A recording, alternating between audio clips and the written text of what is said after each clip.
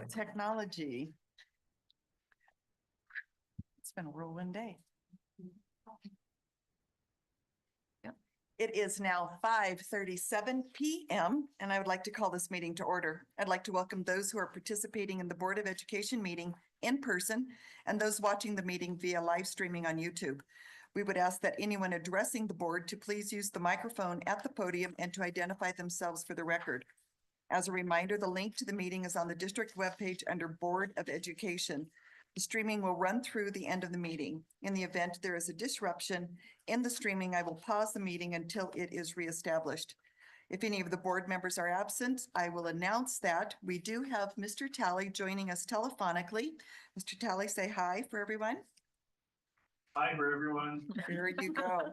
As allowed by the OMA and the district's open meeting resolution, Mr. Talley will be participating by telephone. We are on item B, the Pledge of Allegiance.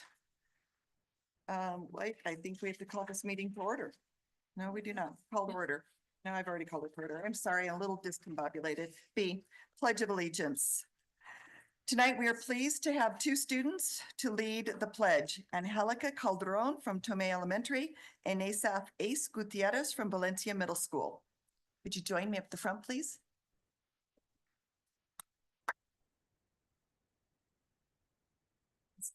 Turn around. Mrs. Chavez is going to read about you. Mrs. Chavez, would you please read about these two fine students? It will be my pleasure. Angelica Calderon is an outstanding sixth grader at Tomé Elementary School where she has attended since preschool.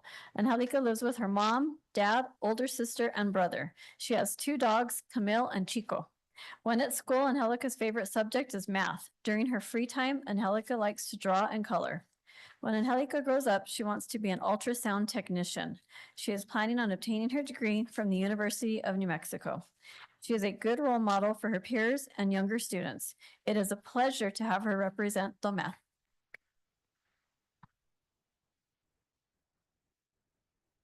Valencia Middle School proudly celebrates Asaf Ace Gutierrez, son of Tiffany and James McMinn, and brother to Asher, a fifth grader at Valencia Elementary. Ace states that he loves traveling with his family and is excited for their trip to Washington, D.C. His fondness for animals extends to his 4 dogs and 2 chinchillas. Ace finds joy in connecting with friends at school and values the knowledge gained in Mrs. Pohl's math class and Miss Godman's social studies class. His artistic talent serves as a unique tool for learning, fostering both focus and relaxation. He is particularly proud of his self-authored book, Reading and Creating Maps with Calvin and Hobbes, created for Miss Godman's social studies class. Ace envisions a future where he can pursue his fondness for mechanics and potentially continue writing books. His teachers commend Ace for his diligent work ethic, collaborative spirit, and respectful demeanor. His exceptional artistic abilities showcase his creative side in all his classes. Ace embodies the very essence of a Valencia Middle School student representing the best of Los Cenas schools. Please stand for the pledge.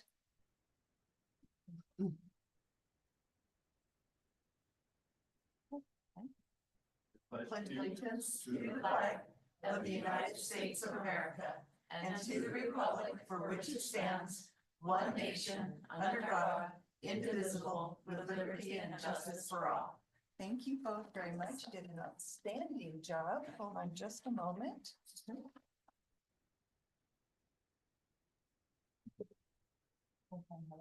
Nice job, sweetie.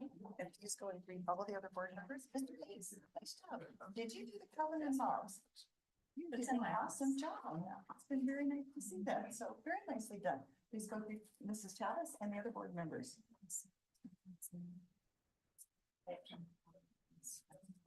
Thank you.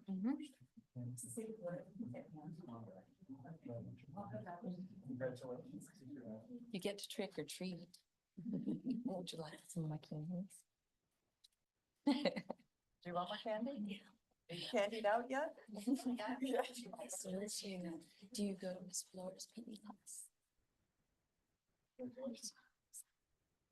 So with the exception of one parent, who I know still gets to stay, and Angelica's parents, you are welcome to stay with us and join us. Or you may, of course, take her home because I'm sure she has lots of studying to do. So it is your choice what you want to do at this time. But thank you very much for sharing your child Thank with you, us. guys.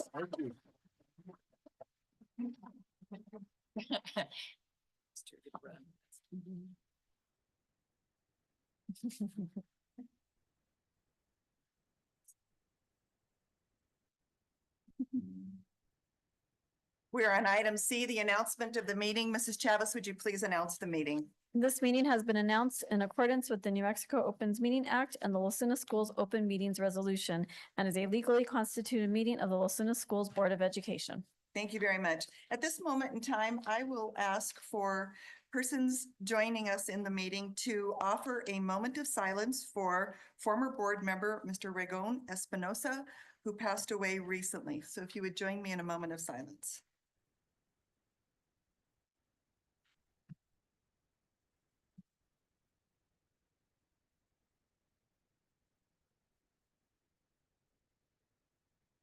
Thank you very much. We are on item D, approval of the agenda. Mrs. Chavez, are there any changes or deletions to the agenda? Yes, I would recommend to remove item M, approval of science adoption materials 25-26 school year from this agenda.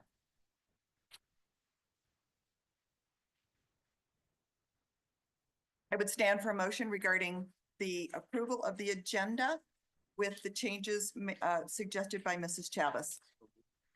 Thank you, Mr. Bennett. Do I have a second? I'll second the motion. Thank you, Mrs. Simoia. Mr. Bennett has moved and Mrs. Simoia has seconded to approve the agenda with Mrs. Chavez's recommended deletion of item M, approval of science adoption materials for the 25-26 school year. Is there any discussion? Having no discussion, I'm going to call for the vote. Mr. Vickers, Yes. Mr. Bennett, Yes. Mrs. Simoia, Yes. Mr. Tally, Yes. and I vote yes. Motion passes 5-0. We are now on to item E. The report on the closed executive session.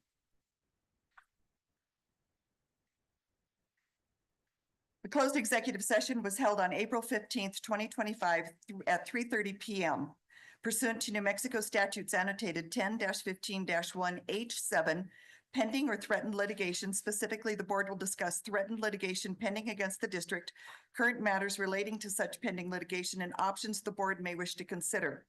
As announced, the Lucilita Schools Board of Education went into closed executive session this afternoon, April 15th, 2025, from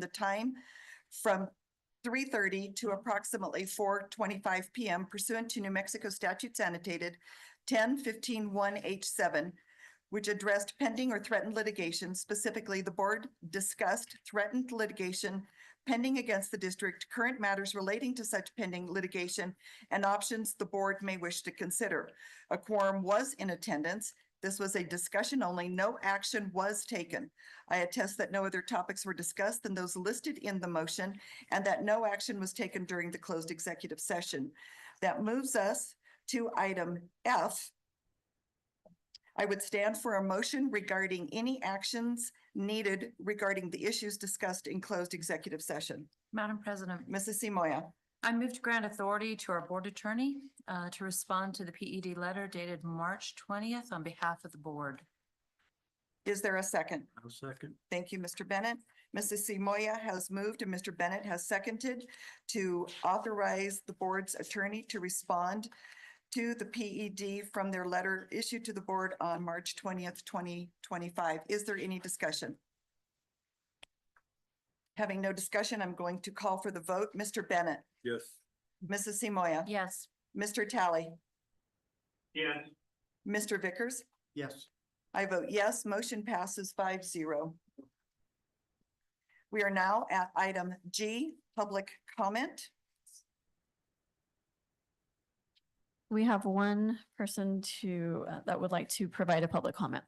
Thank you very much. Before we move to public comment, I would like to remind our audience of the board's procedures for handling public comment, which are found in board policy B2150 BEDH. Public comment is limited to 5 minutes per individual speaker. Thank you. However, the board president may further restrict or waive these time limits based on the number of speakers. The board welcomes public input. The board does not prohibit public criticism or comment upon personnel matters, but does discourage personal attacks on board members, staff, personnel, or other members. Presenters are cautioned that statements or representations concerning others that convey an unjustly unfavorable impression may subject the presenter to civil action. Any person making public comments shall be solely responsible for the content of his or her comments. The board neither adopts nor assumes responsibility for any comments made by individuals during the public comment section of the board meeting. We are welcoming tonight Mrs. Amber Rodriguez. Would you please join us at the podium? And I know that you are familiar with the policies, Mrs. Rodriguez, but if you'd please remind the board about your name, and then you have 5 minutes, ma'am. Good evening. My name is Amber Rodriguez. Madam President, members of the Las Lunas School Board of Education, Superintendent Mrs. Chavez, fellow parents and community members, thank you for the opportunity to speak. I come this evening to pray for the salvation of the children of Las Lunas Public Schools and their families. May they, Father God, hear the word of truth, the gospel of salvation, and believe in you, Jesus Christ, so that they may be sealed with the promise of the Holy Spirit, according to Ephesians 1:13.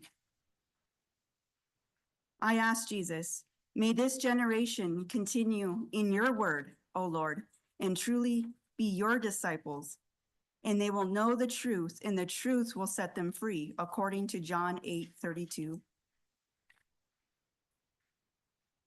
And I pray in Jesus' name, may no one hinder the children of Las Lunas Public Schools from coming to you and profess at an early age that you, O Lord, are Christ, as stated in Matthew 19:14. Let the little children come to me, and do not hinder them, for the kingdom of heaven belongs to such as these. So with that, Lord, I ask, may the children of Las Lunas Public Schools know the Holy Scriptures, your word, and may it make them wise for the salvation of Jesus Christ through faith. In your name I pray, according to 2 Timothy 3:15. And it's in Jesus' name I pray all these things. Amen. Thank you.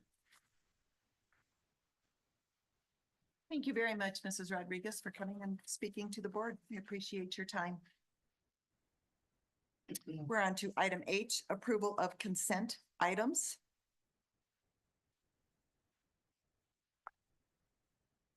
I would stand for a motion regarding the consent items. Madam President, Mrs. Simoia. I would move that we approve the consent items with the exception of the following items. Basically, we're going to talk N4, approval of purchases. That is for A, Barnes and Noble Curriculum Department, grades 9 through 12, ELA, out of the 2494. And item 4B, Scholastic Curriculum Department, grades K through 8, reading material 24101. And I believe on item N5D, like to discuss the CHS courtyard improvements, 31,200. And finally, N7, the approval of the MOU 2024-2025 Amendment 3 between Region 9 Educational Cooperative Fellows Program. That's an MOU amendment out of appropriations alignment and Las Lunas School. So 4 items. Thank you very much, Mrs. Simoia. Do I have a second? I'll second it. Thank you, Mr. Bennett. Mrs. Simoia has moved and Mr. Bennett has seconded to approve all of the consent items with the exception of the 4 items, and I will briefly re-mention those. Item N4A, item N4B, item N5D, and item N7. Is there any discussion? Having no discussion, I will call for the vote. Actually, I have something to say before that. For the benefit of the audience, consent items are the action items on the agenda presented by the superintendent and staff for approval. All agenda items have been reviewed by the board members individually.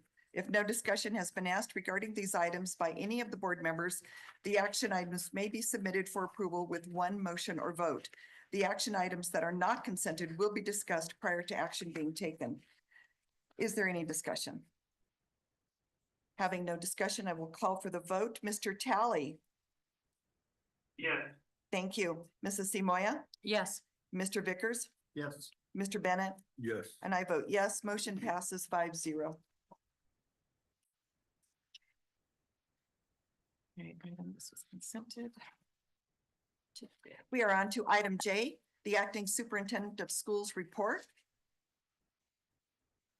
Thank you, Dr. Osowski. I would first like to provide Mr. Seiss the opportunity to discuss item J1, the recognition of NMAA State Powerlifting Champion Jaden Martinez Flowers from Valencia High School. Thank you, Acting Superintendent Chavez. As I did about a week or two ago, I'm gonna swiftly hand things over to our interim athletic director, Mr. Bill Hayes. Thank you.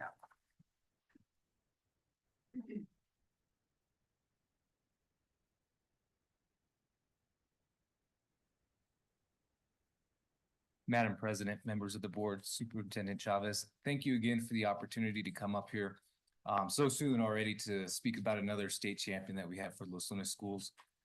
This one is Jaden Martinez Flowers, our state powerlifting champion, 2025. Jaden has a high school GPA of 3.87. She's also a dual sport athlete. So that's why she's not with us tonight. She's actually at a softball game in Berlin. She's our 2025 state powerlifting champion. You can see her numbers up there, very impressive. Squat, 310 pounds, bench, 185, deadlift, 345, a total of 840 pounds lifted for this young lady, which is amazing. I had the opportunity to go and I actually got to see her lift and it's really cool. If you've ever been to the powerlifting competitions, it's pretty awesome. So I'm really glad that it's a sanctioned sport. I think Ms. Coffin was able to see her lift too. So next slide. I have a little passage that I'll read that Jaden's mother had sent us. Jaden has always placed her academics as her highest priority. From a young age, she's consistently demonstrated a commitment to excellence in the classroom, earning recognition from the Renaissance Program, Honor Roll, the Presidential Award in middle school, and receiving praise for consistently achieving the highest grades in her class. She holds herself to exponentially high standards and continuously strives to exceed them. Since middle school, Jaden has maintained a GPA of 3.5 or higher. Though she narrowly missed academic lettering during her freshman year, she remained undeterred. Her high school journey began with the enrolling in dual credit and honors level courses, and she remains firmly focused on her future with plans on entering a nursing program after graduation. Jaden thrives on academic challenges and uses them as motivation to push herself even further. Beyond academics, Jaden is a well-rounded student leader. She's an active member of student council and deeply involved in her community. She volunteers regularly with local little leagues and mentors the young players by providing pitching lessons, sharing her knowledge and passion for the sport. Athletics has been a significant part of Jaden's life since the age of 4. Her softball journey spans little league, middle school, and competitive club teams. Jaden was the only 8th grader to make the varsity high school softball team her 8th grade year, with her goal of becoming a 5-year varsity leader. In November of 2024, Jaden took on a new challenge and joined powerlifting team. With her encouragement from her family, who always believed she hadn't yet discovered her full strength, she embraced the sport wholeheartedly. Powerlifting became a transformative experience, helping her build self-confidence, physical strength, personal growth, ultimately coming together to win a state championship. So congratulations to this young lady. I wish she was here tonight, but she's off in Berlin playing softball. Doing what you do. Yeah. I think it's awesome.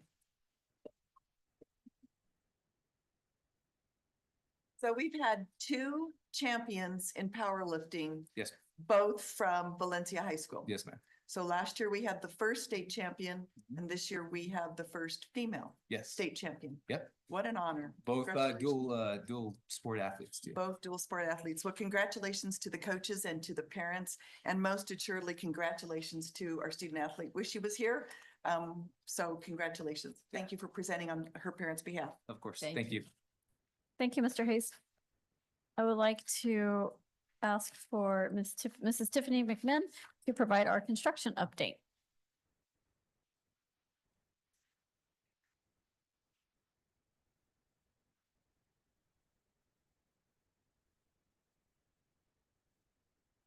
Madam President, members of the board, Superintendent Chavez, thank you for allowing us another opportunity to showcase some of the improvements that we are making throughout the district. Just start with kind of summary of some of the items. This week, we started seeing some asphalt repairs, improvements happening through various sites, whether that is fixing cracks, seal coating, or grinding raised humps to prevent trip hazards. So those will be continuing this week. Upcoming projects that we're making plans for at Catherine Gallegos Elementary, security fencing. We've been working with our SRO team as well as the site administration on securing our campuses. And this is one that we looked at around our sixth grade portables towards the back of the school is very open. So we are looking to add 6-foot fencing around there just to help keep that campus added security. At Tomet Elementary, we are going to be doing ceiling tile replacement. This is a project that we'll be using our in-house staff, a combination of maintenance and custodial staff. The ceiling tiles in the school are original to the 1991 building, and they're quite aged and have seen a lot of wear over time. So we will be replacing the whole school ceiling tiles to update that facility. At Valencia Elementary, also an in-house project that our electricians are going to be tackling is exterior lighting improvements. We do have the materials on hand, have been delivered to replace all of the exterior lighting and make a much needed improvement there.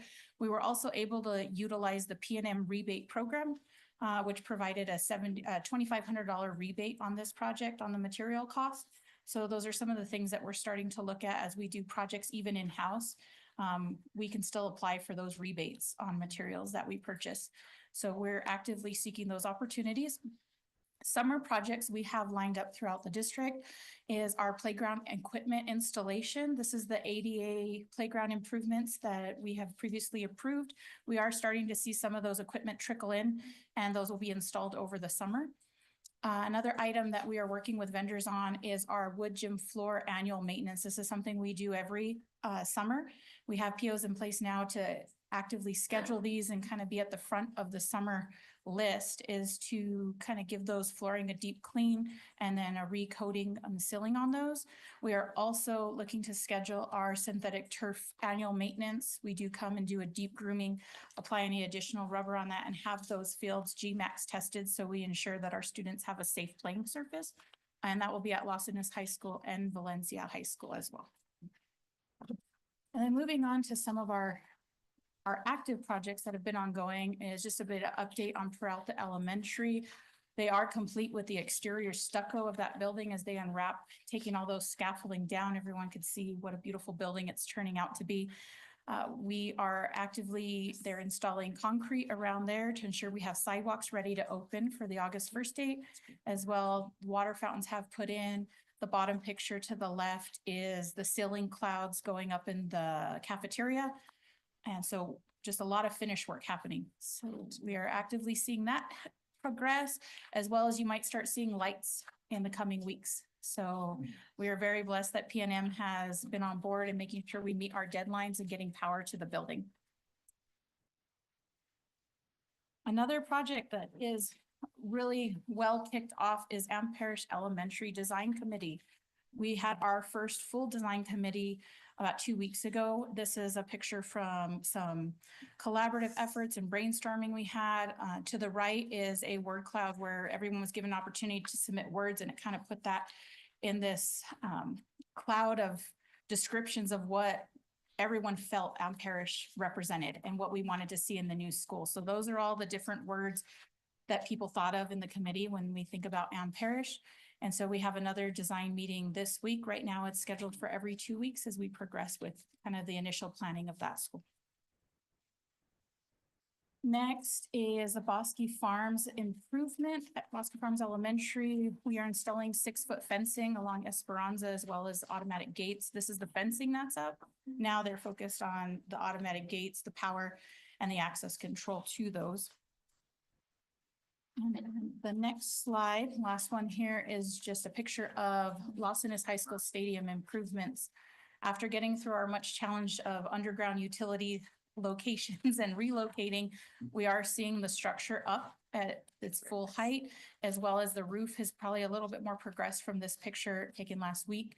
And they'll start sealing that up and getting the finish work done inside the building. And we do anticipate having that open for the new football season. And with that, I stand for any questions. Board members, do you have any questions for Mrs. McMinn? Just a quick comment. Yes, I just want to please. say I appreciate your work and your presentations and keeping us informed, because we have people that ask what's going on there and et cetera. So that's good. Thank you. Yeah, thank you. And it's good to hear. Probably start to see lights are on there pretty soon, and we'll get the calls for sure. Mrs. Simoia? Yeah, it's amazing. I really appreciate these reports. Love the Ann Parish. Looks like a room full of people very engaged, and I love the words that they're using to describe the culture and the environment. It's cool. It's great. Mr. Talley, any comments? Just thanks for the presentation. I always love watching these presentations to see the progress and the changes that are being made month to month. So thank you. I have one question. I know that we have a specific village ordinance for Bosque Farms in terms of the fencing requirement. So that's a picture, the picture that you've shown us for this update. That's the what we're required to have. Is that correct? So that we're in So, compliance with the ordinance? When we did meet with the village, they didn't give us a requirement. We did ask for approval to make sure that they were in line with what we were doing on there. Anytime, most of the requirements are wrought iron fencing, such as at Sundance Elementary, an exterior of the property we can't really use chain link like up at Huning Ranch. However, Bosque Farms didn't give us a specific ordinance, but they did okay the approval of adding it taller since it was a wrought iron fence. So how tall is that fence? This one is 6 foot. 6 foot. That's the only thing that I have. Thank you again. I appreciate these updates. Thank you very, very much. Thank you, Mrs. McMinn. I would like for Mrs. Tracek to provide our monthly budget and finance reports.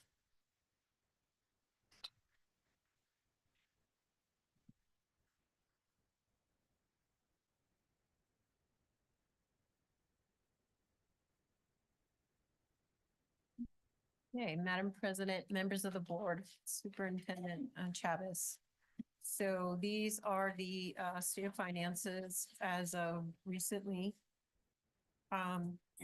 Again, I'll kind of mention, because last month I kind of made a change. I added a column. And that was because last month we had so many bars that went through. So on the very first one for operational, there's a bar, and I'm going to mention it. Actually, it's an award or a difference came in the day after finance, so that you won't actually see this one until next month.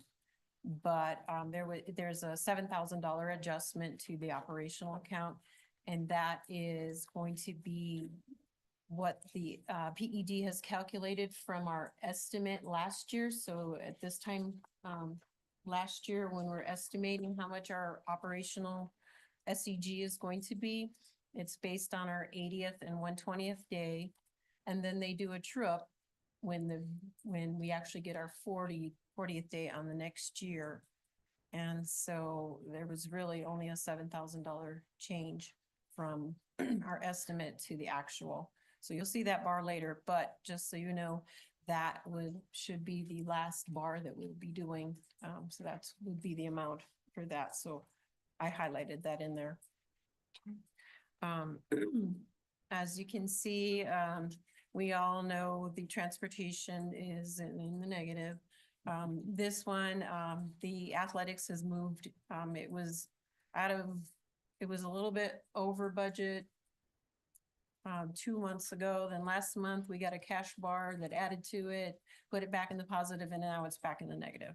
So, that this is, unexpected thing that happens with that fund. So another fund that I reserve in operational to cover.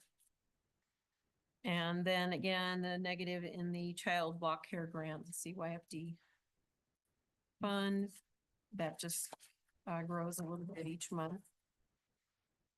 And then if you go down to the very bottom, I have another blue one. That one is for the debt services, and there is a bar that you have this month adding to that fund. And so that's the reason why that one also is colored in the blue. Has all the percentages. When it comes down, the grand total last month was at 32%. Now we're at 31%. Because of a lot of things that are encumbered right off the bat, that does move kind of slowly, that percentage. The next, I have the operational revenue. And so, you want to go ahead and move to the other slide? And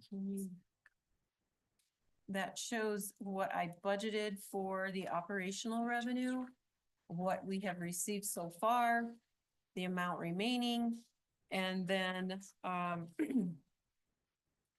the percentage remaining, and then just kind of going over, kind of why, like right now, if you look at the very bottom, we have 2 more months remaining to post revenue. Out of 12 months, that's at 17%. And we are at 17%. If you look at the totals there, that's bolded. And that is because the SEG is the overwhelmingly weighted number in there, and that's at 17%. The ad valorem actually didn't change from last month because we have not received, this month has not been posted in there. Last one squeezed right at the, by the time of the calculation was done, it was right after it was just posted. Okay, so that is all I have on the current year's state of finances. Do you have any questions on any of the numbers? Mr. Bennett, any questions? No, thank you very much. Mrs. Simoia? No, thank you, Sandy. Mr. Tally? None of the time, thank you. Mr. Vickers? No, I'm sure you're busy with a lot of stuff. So I appreciate you doing that. Thank you. So the athletics, why did we go back in the red again? Is it fuel costs? What is it? They did add quite a couple of the encumbered non-employees. So sometimes there are some that you have people that are working those games and you're never sure how much they're going to really end up working. But we were in the negative, but that budget was able to be increased once the cash bar went through, which got it just barely in the black. And now we're back into the red. So right now we are spending, you see more things going through in athletics. So maybe transportation bills have hit and some of the like I said, non-school employees, we put in their purchase orders for that.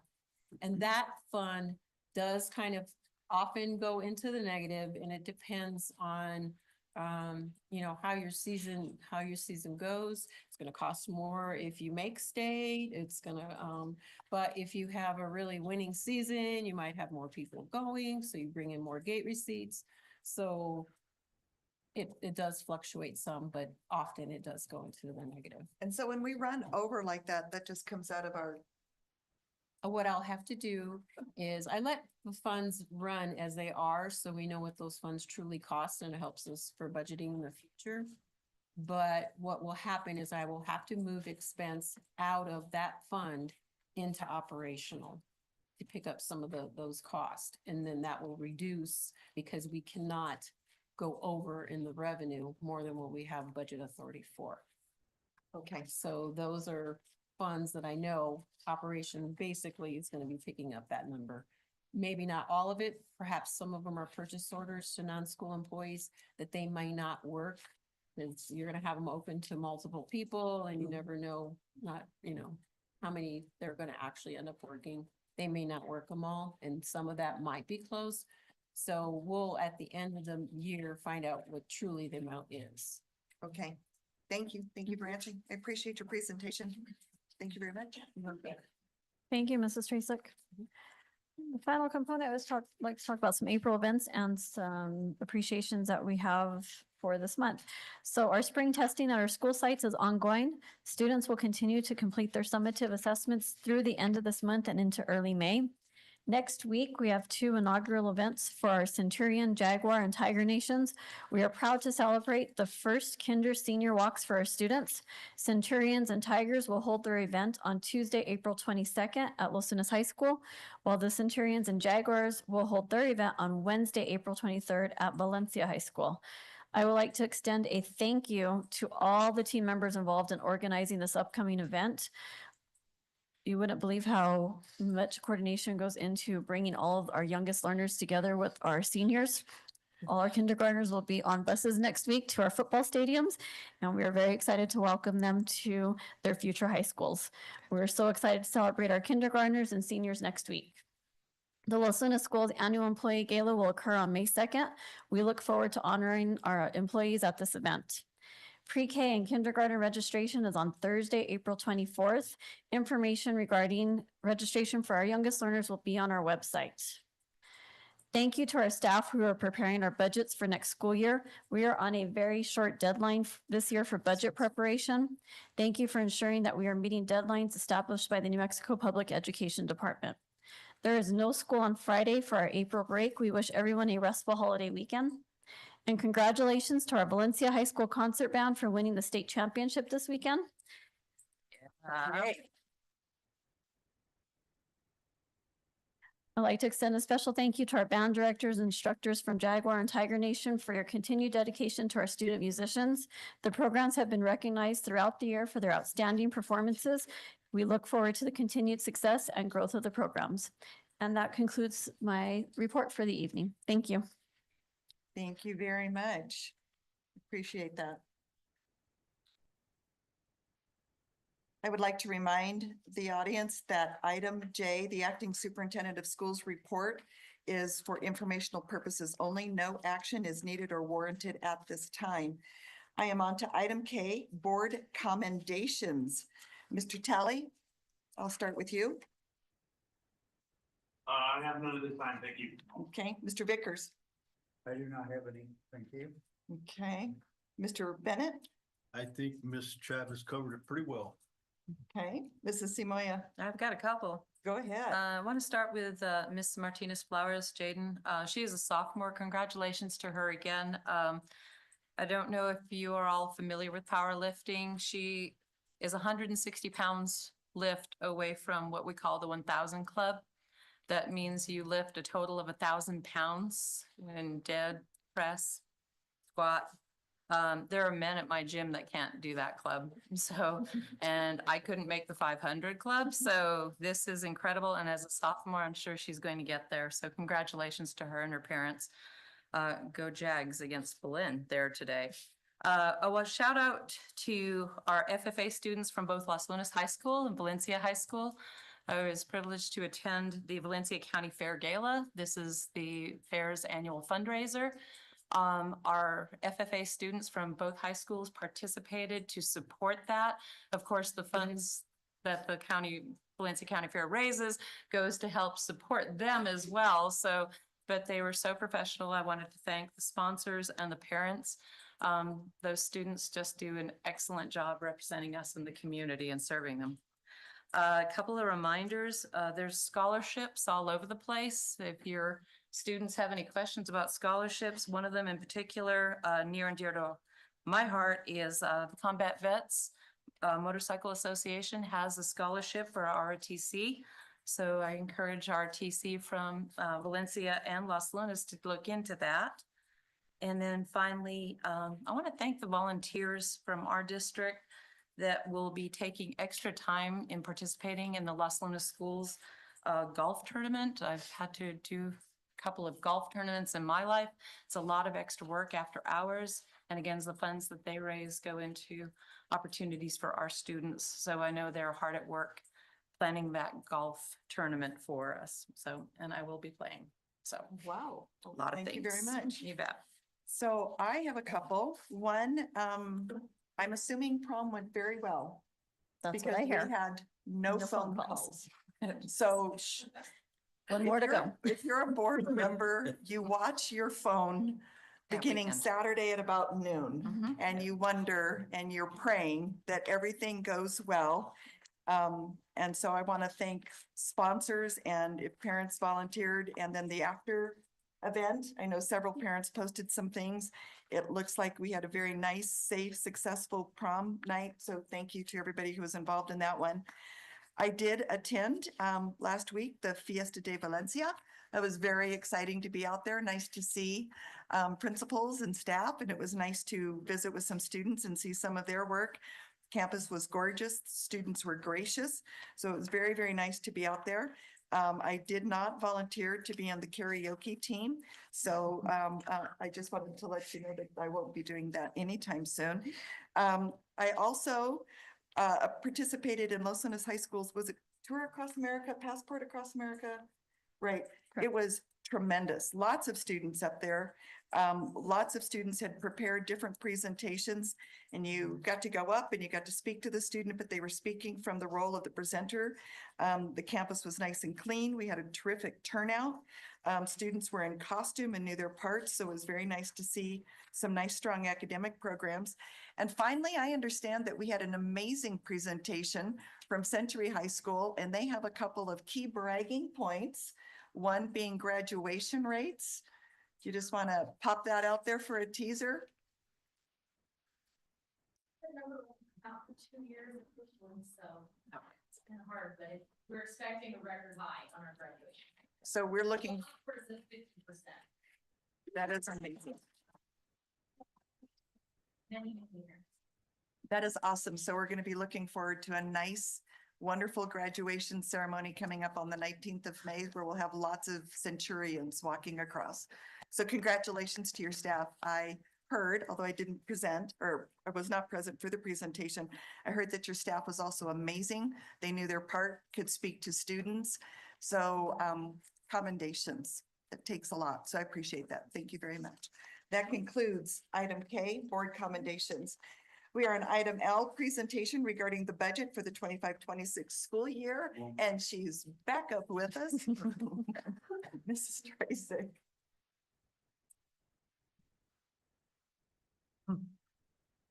Okay, Madam President, members of the board, Superintendent Chavez.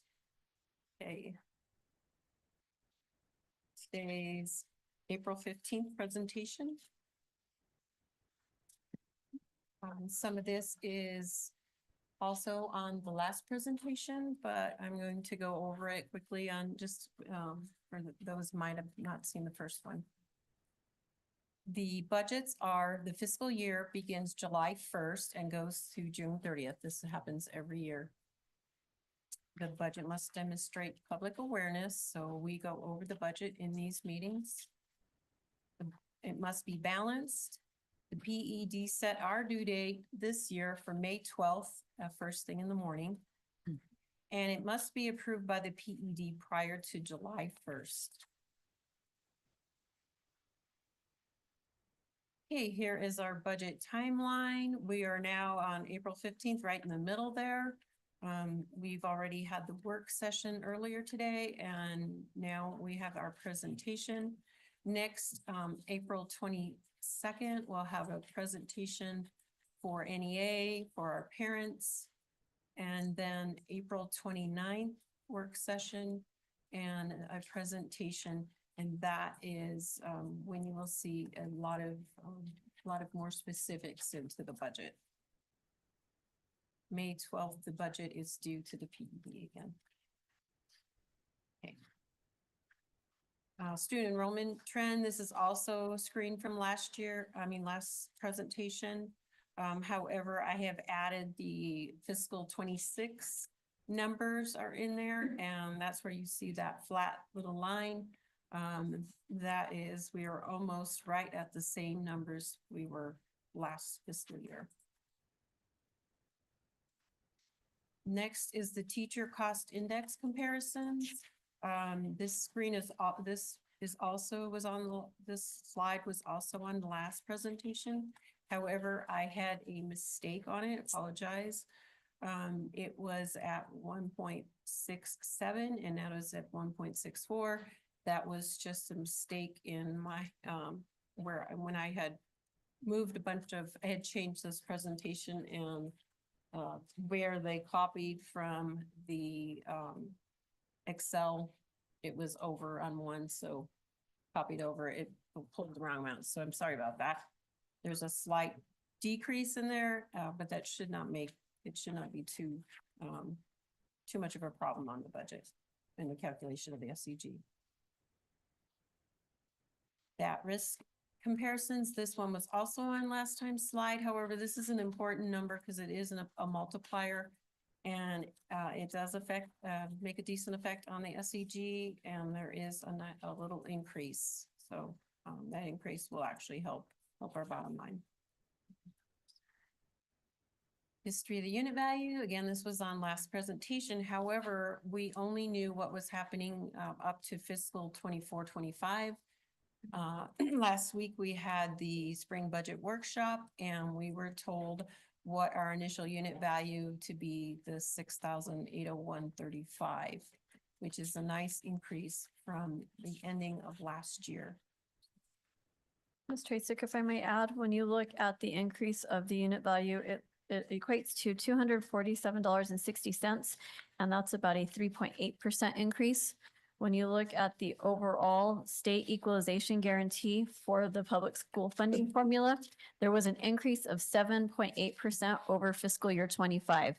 So in addition to the unit value increase, the increase to the actual SEG was due to the enactment of additional program units for secondary students. So the multiplier for secondary students was increased, as well as the multiplier for English learners and low-income students. So the overall increase to the budget was 7.8% over fiscal year 25 with the inclusion of the unit value and the funding formulas.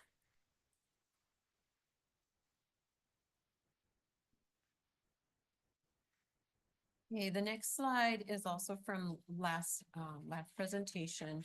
This just shows our overall, by fiscal year, it shows what we had approved the budget as of July 1st, and these are all funds versus what the final approved budget is. And you can see the very last for this fiscal year is still ongoing. So I have a little asterisk there. That's where it is today. But there, I know I have a bar going in now, so that will change slightly, but we're almost done. It's almost there. The current information. So last presentation, I had that employees might possibly receive a 4% raise. That was signed by the governor and she did keep it at 4%. It did say legislation had said an average of 4%, which would mean some could get more, some could get less, but average 4%, where this is all employees are to receive at least a 4%. It's okay. Medical insurance increases. It's medical insurance is going to go up 9.95% for both the employee and the employer. And it's estimating that the operational, it will possibly cost operational $700,000 for that increase. The last presentation I had that at 650, but we have looked at it a little more in depth, and I had changed that up to 700,000. Dental insurance increase 4% for both the employee and the employer, estimating that at 15,000. Our risk insurances, we were told we are to probably see about a 16% increase. And then I received our estimated bill for next fiscal year, and it is $400,000 over what we had last year. And then also it was a possibility that nursing salary schedules would be changed to a three-tier system. The governor did sign that, so salary schedules, for nurses will be changing from what they have seen in the past. And we are working on the calculations of what that's gonna mean dollar wise.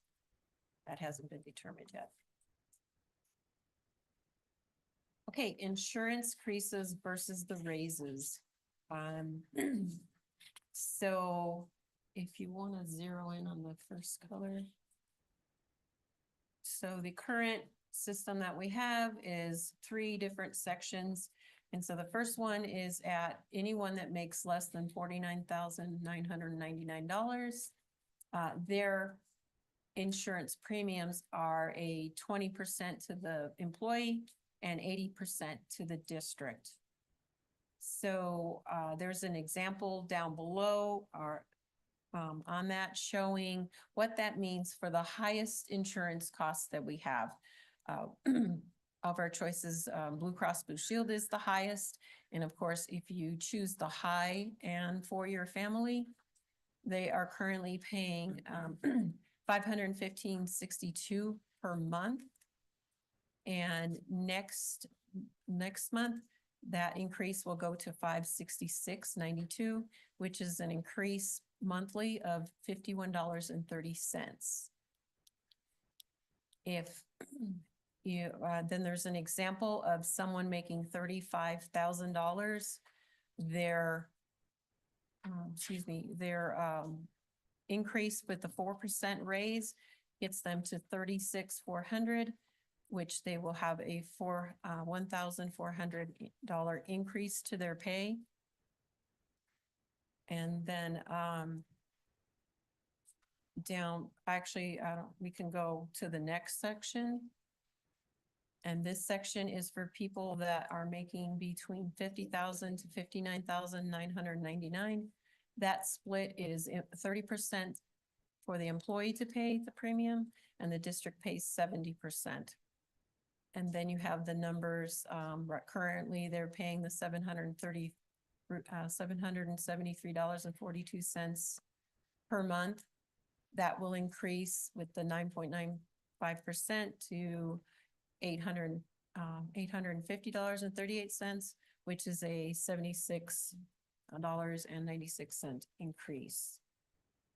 And then if we go over to anyone making $60,000 and over, it is a 40-60 split. And then the differences in there, you can see the increases. If you go to the next category, I have kind of showing what that means with an example. So I picked someone that is they're currently in the first tier, but they're towards the end. They're making $49,000 now, with a 4% raise gets them to $50,960, which is a $1,960 increase to their pay. However, if they have the Blue Cross Blue Shield high, most expensive insurance, they're currently paying $515.62.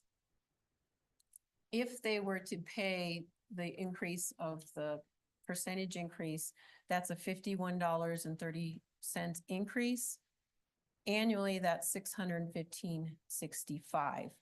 That would be a change of $1,344.35. However, being that this 4% is putting them in the 50,000, if you go over to the right, you can see, go this way. Now they will have a change. They will actually be paying $850.38 a month, which is a $334.76 increase. Annually, that is $4,017.06, which means they have a drop of $2,057.06. So it's actually hurting them by that raise puts them into the next category. And then the lower section I have, it just kind of shows them taking that example we had before with the $515.62, paying 20%. It is gonna go with the increases it to the $566.92.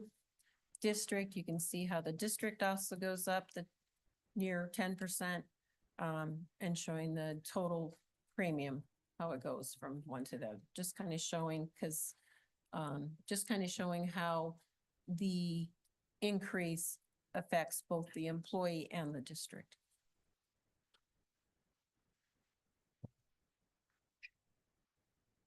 Ms. Tracy, Yes. am I understanding this right? That if somebody gets that 4% raise and it moves them from the $49,000 bracket to the 50 and above $1,000 bracket, they're actually gonna take a cut and pay? Yes, not a cut and pay, but a cut in the check. Yes. Did you hear that response, Mr. Talley? I did not. She said, yes, it won't, it's not a cut in salary, but on the paycheck, there will be a noted difference. Yes, That's an annual, and it, So they're losing money for getting a raise. yes, That's wonderful. yes. That's a sarcastic, that's wonderful. I don't mean that to be. we got that. That's wonderful. We didn't hear that last part, Mr. Talley. The record's going to reflect. No, not really. Well, yeah, yeah, I think that, I don't know, that seems terrible. If I was getting a raise and I was right at that mark, I might ask not to get that raise. I don't know, that seems like they're being penalized to get a raise. Correct. And I'm not sure how many at this point fall in that category, because I did pick the worst scenario, picking someone at the end of that tier in salary, which is gonna push them over. And then I also chose the highest insurance. So I'm not sure how many people are at that point yet, but that is, so that is an annual decrease. Just looking What at, about the other insurance? I know you don't necessarily have the data handy, but the other options for insurance, I've got to imagine that they're perhaps cheaper, but maybe not significantly. Is it possible that any insurance plan that they're on, they might actually take a loss like this? they might actually what? I'm sorry. That, is there any possibility that others could be taking a loss like this if they don't have the highest insurance? Because you've given us the example of the highest, most Yeah, I'm getting the expensive. So his question is, Did you model it with the low insurance? yeah, Right. for the lower insurance cost, do you kind of have a ballpark of the kind of loss? No, I do not. I'm thinking it's not going to be as bad, being that it's the highest one and that's annual hit right there. So it's probably not going to be as bad, but just kind of showing So- like the worst. So that case estimated scenario. number, that 2,200, that's really small fund. know. No, it's okay. It's hard to get all that I know it in is. there. So that's an annual amount. So that's Correct. not right. So, Yes. okay, so that's over it's the 26 annual. paychecks. Okay, Right. so about 20 bucks or about, yeah, 100 So- bucks a paycheck. Yeah, okay, So yes, that's an annual amount. So I annualized it. on right, okay. Okay, thank you. Mr. Talley, did that answer your question? Yeah, thank you. Okay, and the next slide shows the estimating cost for changing the medical insurance percentages. This this shows the mandatory increase for the 9.95% increase. And this is district-wide, this is not just talking operational, is at 745,680. Then if we were to change that middle, excuse me, the last grouping, that's at 60-40, if we were to change them to a 30-70 split, so that would mean anyone over 50,000 and above. If you take that 9.9% increase, you have 745,000. The 70-30 increase is 732,756, for a grand total increase of the 1.4 million. And then I just kind of put a little asterisk at the bottom there that this is all funds. So you'll notice it's different where I had estimated before what might happen in operational. These are all the funds. And then doesn't take into account, these are just current numbers, what we have now signed up. So if someone chose to add to it, it could be a little bit more expensive. I'm not thinking it would make much of a change going from the 40-60 split to the 30-70, but it could possibly have some people that aren't on there start taking insurance and possibly could be. I have a quick question on, Mr. Talley and I had asked for you to model this, and noting that mid-tier section is probably the bulk of the employees within the district. So thank you, state, for a raise, and thank you, NIMSIA, for the increase in my insurance. I actually thank myself. At this point, is it possible perhaps for you to model moving that mid-tier section to an 80% contribution and the third tier, leaving that at the 70% that you modeled? The employees within Leaving- the second tier Making the second tier. and to an making 80% as well, 80-20 contribution. in the middle. And then moving that third tier down to the 70, ideally, we would like to be able to contribute 80% of all tiers of income so that people aren't penalized. If they move on up, they're still getting the same percentage. Mhm. However, we understand that the cost of that could be significant. So making some adjustments to both those individuals that have, taken the initiative and moved up from tier 1 to tier 2, and those again moving up from tier 2 to tier 3, so that this insurance hit, which is one of the larger ones we've seen in a while, isn't so significant. So actually, I forgot the sheet. I think it's gone. I think it's on my desk, actually. So a 2080 was going to be, wasn't it 2 million? 2.2. 2.2. And that's moving everyone. So I don't have the 20, 80-20 two of them for at the first two 820, tiers. and then, yeah. So it would be under 2 million if you move the third one to a 30-70, and only that one, and then the others two at a 20-80. Because if it's 2.2 million, so it would be less than that. And we can absolutely provide those calculations for you and give different scenarios based on, there's also other percentage cost sharing within that as well that we can look at. So yes, we can do that, and then, but that one would also probably be more asterisk. I think that would get a lot more people to jump onto it. So I think it would be very difficult to estimate that number. How many people would add if that many, if that change, I think that would change quite a bit. Thank you. And then we have some considerations for next fiscal year, some additional FTEs to add to the budget. The first one is 1 FTE for a buyer. And this is based off of the audit finding that we had. What they were wanting to have a little more detailed in some of the contracts that we're using.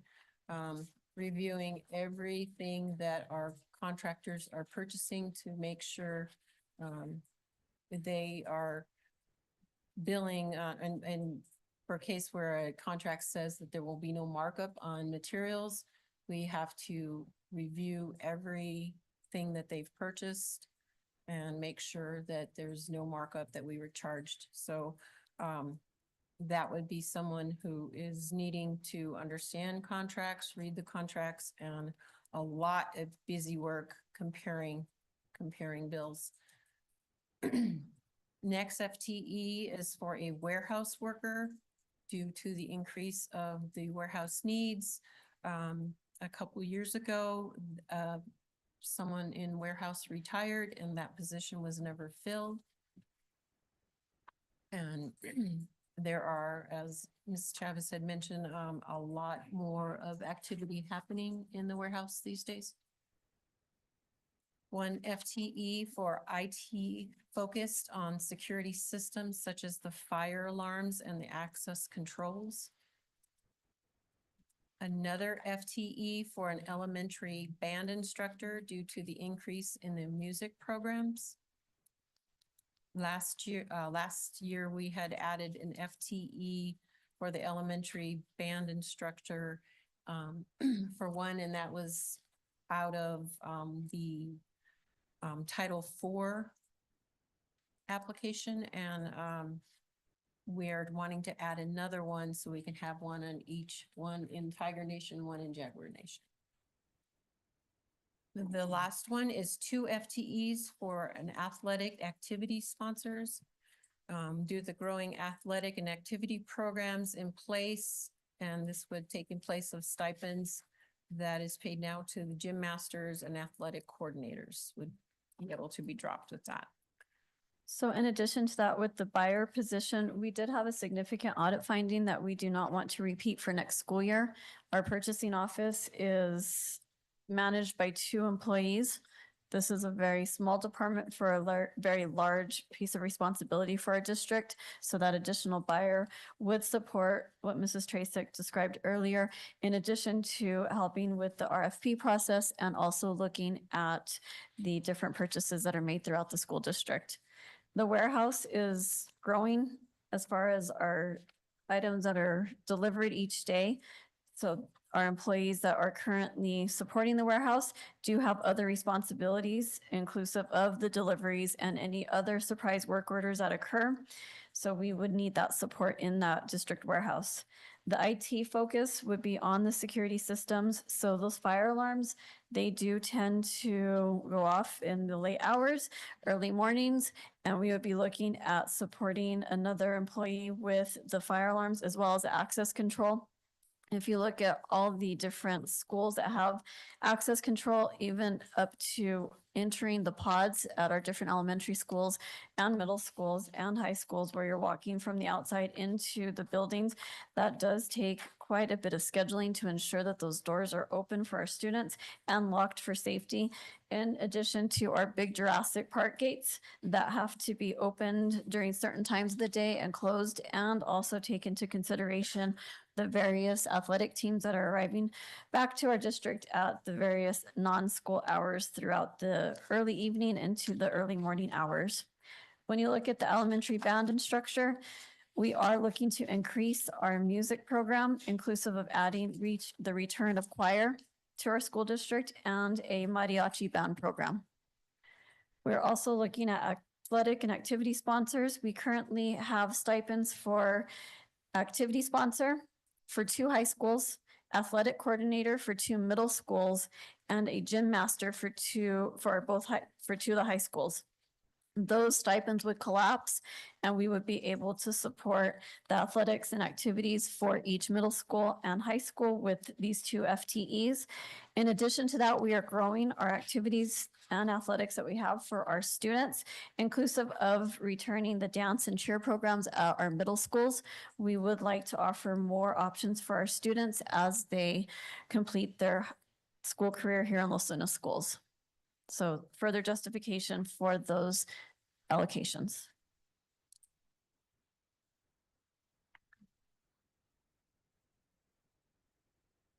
I have a couple questions about FTEs. First of all, how much is our student population projected to grow between this year and next year? It's pretty much stagnant. Stagnant, however, we do have subdivisions that are being built all across both areas of, well, across our entire school district. We are starting to see an increase in enrollment, especially at our Tiger Nation schools. We did see a drop and now we're starting to see an increase again, and they are coming new to our state. They are moving into the new homes. So the next question is, we're increasing the number of I'm gonna call it worker per student ratio. But we're not increasing the number of students, and the number of students is what, you know, based off of that unit value, that's how we're actually paying all these people. So it's gonna be a tough call. How are we gonna fund these positions with the limited budget that we have? Which is a very, Is there a way to take some of these positions perhaps and move people that we're already paying for into these positions? So we're not actually adding new positions, just moving people around. so yes, that is a valid concern and question. When we're looking at, especially at the athletic activity sponsors and looking at the elementary band instructor, they do support the programs at our secondary schools. The funding value did increase with the multiplier for our secondary students. So that is an increase to our budget that we did not see last year because that multiplier for our students in 6th through 12th grade was increased.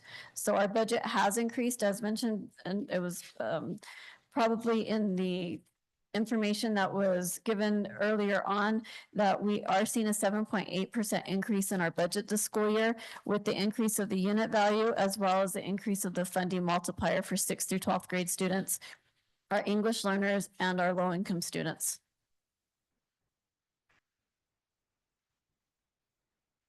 Do you have a follow-on question, Mr.? Okay, thank you. Go ahead.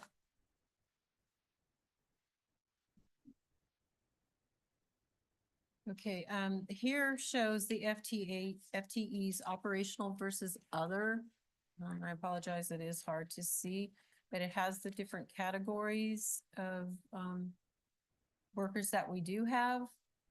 And it shows the total FTEs, how much of that is operational and how much goes under other funds. So this is just a list of what we have there to kind of give you an idea. How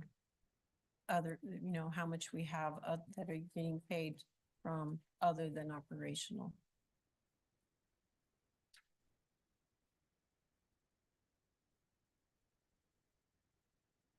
Okay, and next, I have other funds, and the first group that we have are the funds that special services supervises. First one is Title VI 25184. And most of these funds that are up here are funds that you do see FTEs paid out of. Salaries and benefits are paid for high school Native American liaison, and a percentage of the director of special programs comes out of this fund. So those are only 2 salaries out of Title VI. Correct. Okay. And it's the director, it's a portion of Right. their, Director is a portion. not all of it. And on these special services funds, we are giving you what they have, the amount that they have this fiscal year, because those numbers aren't in. When I go over curriculum, they're showing you, they've already been given their numbers for next fiscal year. So these are going to be the ones, we're showing what we have this fiscal year for that fund, the $97,709. When you look at Title VI, a big component of the Title VI funds are based on the number of 506 forms on file. That is for our students that are Native Americans and have their CIBs documented. So it's a certificate of their Indian blood, and they are required to complete that. It's a one-time completion. However, if they transfer from our district, we do have to report that they transfer. And if a new student does register, then we have to have the 506 form on file. A huge component of the Native American liaisons positions are helping our families understand what the 506 forms are and how it supports Los Lunas schools. So that number has increased as the school years have moved on, because we do have our liaisons to support our parents understanding what those forms are. Okay, and this is a 3-part grant applied for each year by the Director of Special Programs. Next one is 25147, Impact Aid Indian Ed. These pays for salaries and benefits of middle school liaison. It pays for field trips, backpacks, and supplies for projects. The current fiscal year amount is $176,807. It's federally funded based on the number of students who live in the Pueblo of Isleta. And it is applied for by the Director of Special Programs each year. And this is one liaison at the middle school, at Los Lunas Middle School? Both, For both, so one liaison serves both middle schools? correct. Okay, and when we have a liaison, how are they classified in the other? Are they classified as an ancillary staff or as a classroom? I mean, how are they? Because we have the list of other by role. They're So- classified as a teacher. As a teacher. Okay, thank you. Okay. In addition to the information that's on here, based on the number of students who live in the Pueblo of Isleta, we are one of a number of school districts in the state that do receive impact aid. This is not a fund that is given to every school district. It depends upon your location and proximity to a Pueblo or a Native American reservation. So Los Lunas Schools does have the Pueblo of Isleta very near to us, and so we do have impact aid in our school district. In addition to this, we work very closely with the Pueblo of Isleta on this funding, which does include meeting with the Pueblo of Isleta on a monthly basis with special services and curriculum and instruction, as well as having a parent meeting every month as part of the grant requirements.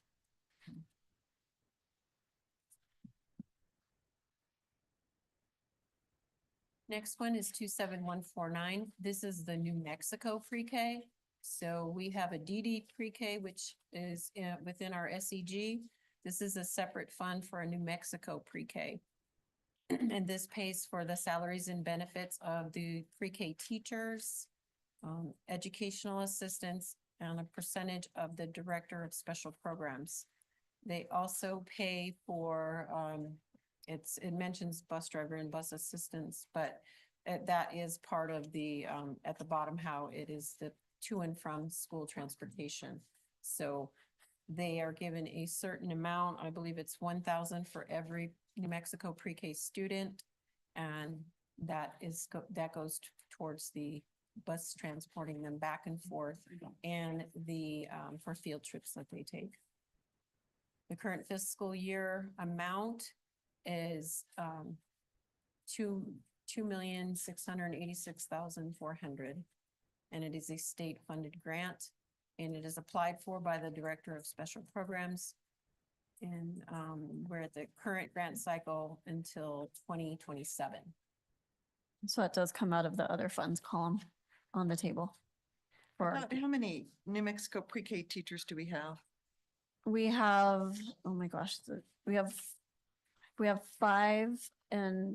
six in Tiger Nation, and we have 9 that will be moving into the new pre-K center at Peralta Elementary. So 13. 13, okay. And in addition to that, we have 5 DD pre-K programs. Some of those teachers in DD pre-K, if you look on and I apologize, we do not have that slide, but for DD pre-K, it's 24,109. So looking at the spreadsheet that was reviewed earlier in the meeting, that budget does not support a large amount of teachers because it's not a large amount of students in DD pre-K. Right. So it's based upon the students who qualify for DD pre-K. There are some salaries covered under DD pre-K, but not all. Those salaries do fall under operational for our DD pre-K teachers. And I apologize No, it's okay. by saying And then- DD pre-K. You say that a lot and your tongue gets twisted. So this also talks about on the New Mexico pre-K, we have bus drivers and bus assistants, and we list transportation staff of 1.5. So are these all basically the New Mexico pre-K or the 1.5 in the transportation staff? Correct. Okay, And it depends on year to year who comes to New Mexico pre-K. We like to fill all of our programs, the max for each program, because our full day programs are 20 students. We must have a teacher and an EA in those programs. It is state funded, and we look to increase our programs, but it also depends on our current enrollment. sure. And that is state funded from our legislature. This is not a flow through. Correct. And that's funded out of the ECECD department. So not public education department. So early childhood and early care department. I believe that. Debbie, does that sound for, I always mess that up, ECECD. So we do report to ECECD for both New Mexico pre-K and DD pre-K. Okay, so that we can be reasonably assured that 2.7 rounding up mil couldn't fall under the Department of, does not fall under the Department of Ed, so may not be touched. Correct. Okay, It's not a federally funded program either. Okay. With the exception of DD pre-K. okay. That one DD is Pre-K does. correct. However, in New Mexico, because of the decision made at the state level, it does fall under ECECD, but it truly is part of IDEA B. Great, okay.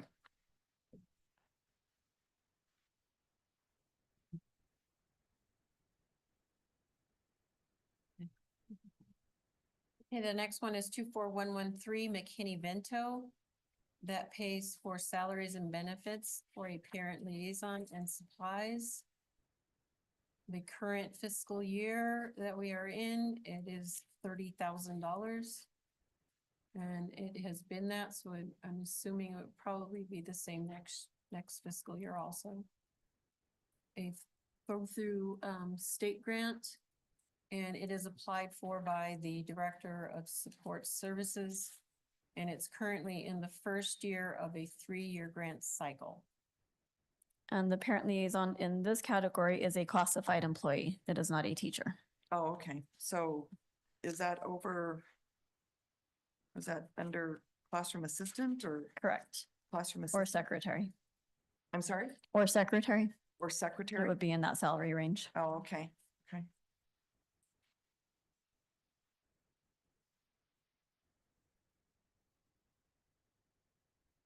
Okay, the next one is 24106 IDEA B. It pays for salaries and curriculum for students with special needs, equipment and materials for students with special needs.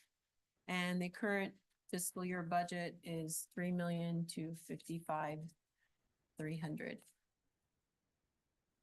So IDEA B does pay for teacher salaries as well as some of our ancillary salaries and a portion of an administrator salary, administrators. We also look at our current enrollment for students who qualify for an IEP, a student with a disability. That could change year to year depending on the students who qualify and students who receive services. About how many teachers? And were these some of the salaries that we moved last year because of our 9 million? We did not end up moving any into IDEA B. We do have about less than 10 teachers.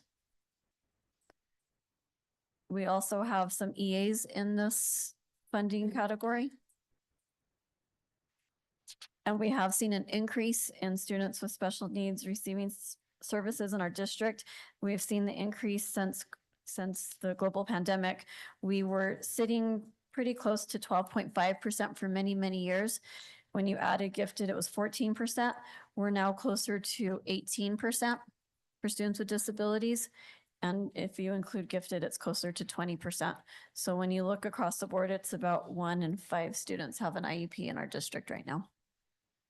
So the numbers for IDEA B has increased, and it is dependent on the students who receive services. That is federally funded. Yeah, that's my fear. So, and about how many classroom assistants are there? Not as many in this category, but there are, I don't have a number, but I can get that to you. I would guess about 15. Oh, 15. But we do have ancillary staff paid in IDEA B. So that would be instructional support providers like behavior specialists, recreational therapists, et cetera. Those are examples of job classes that don't have the exact numbers, but they are higher paid employees. Sure. Okay, and 25153, this is Medicaid school-based services. Added in 1994, schools can be reimbursed for students on an IEP who receive occupational therapy, speech therapy, audiology, physical therapy, nursing services, and mental health services.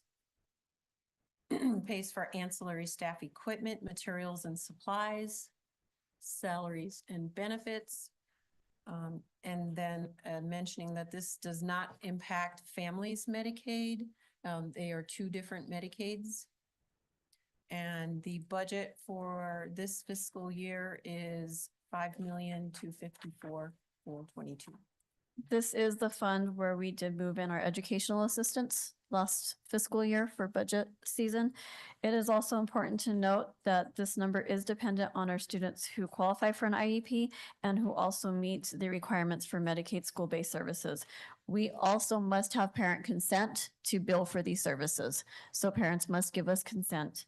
In addition to that, when you're looking at the funding for these positions, it is focusing on those ancillary staff positions, inclusive of nurses as well as health assistants. And we were one of the first school districts in the state that started to hire social workers for our students in general education, so they can support the students' social emotional well-being and social emotional learning. We currently have a general education social worker at all 3 high schools, one of our middle schools, and at 3 of our elementary schools, excuse me. So we are able to bill for these services as well, which does help support our students that need these support services that do not qualify for an IEP. And the state's not gonna cut back any of these Medicaid funds that you know of? It is a federally funded program that does funnel through the state. So it, similar to Idea B, Title I, et cetera. We don't know, but it is dependent on the amount of students that receive services. And a big factor with this is really explaining this to our parents because they are worried that it will impact their family's Medicaid. So we have to have consent. So we have a common belief is that families believe that if their student receives services here for their students to be successful in their education, that somehow it will negatively impact the benefits that they receive. Is that what you're saying? Some do believe that, so Some do we believe- do have to explain that, and our inclusion support coaches are very well versed in that area. We have a former one that's here in our audience that can discuss that furthermore, but that is something that's discussed at every single meeting, so our parents are well informed. So when we build for this, do the funds that come back to us, because it's, so we bill for, it, we get a repayment. That's the word I was looking for. Does that come right back to 25,153, or does that go to operational? 25,153. Okay.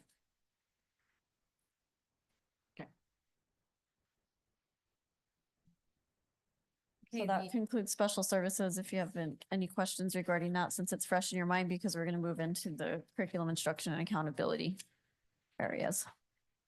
So federal funds for Idea B of Medicaid is about, and I know that these are this year's funds, so we don't know for next year, $8.5 million, right? And in that 8.5 million, we have quite a bit of heavy salary. We do. So this is not a political statement. This is an, oh my God, it keeps me up at night statement. If the pattern holds true where federal workers are cut,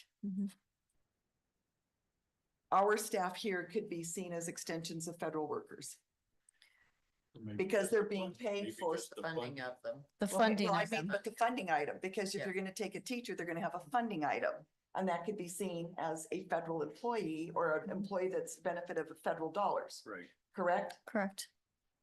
So $8.5 million and a good portion of this is on salaries. We have to keep a significant portion as well, and I don't have the number for you. We can have it next time for supplies and materials. Right. Yeah, Because we do need therapy because of equipment, because of program needs, right. correct. I So think that would be very nice for us we to can have the know, breakdown. because that, Mhm. that absolutely panics me. One other thing to consider, because we've been asking this question multiple times, because this directly impacts students and impacts our kids, we have been receiving consistent answers that these programs will continue to be funded. Well, I don't disagree that they're probably going to be funded. What I'm concerned about is at what rate and then what line items would be funded, Correct. right? So I mean, because Right. we've already seen every other industry. So, and with the it's- Department of Ed being dismantled, it just has me concerned. It has me very concerned. What they have told us is that it will be assigned to other departments at the federal level. I don't know what that would look like Yeah, because none we've of us always had the Department of Ed. Right, I know, I know, I know. Any questions about special services, or do we ready to move forward to curriculum and instruction? Okay, continue to let the good times rip.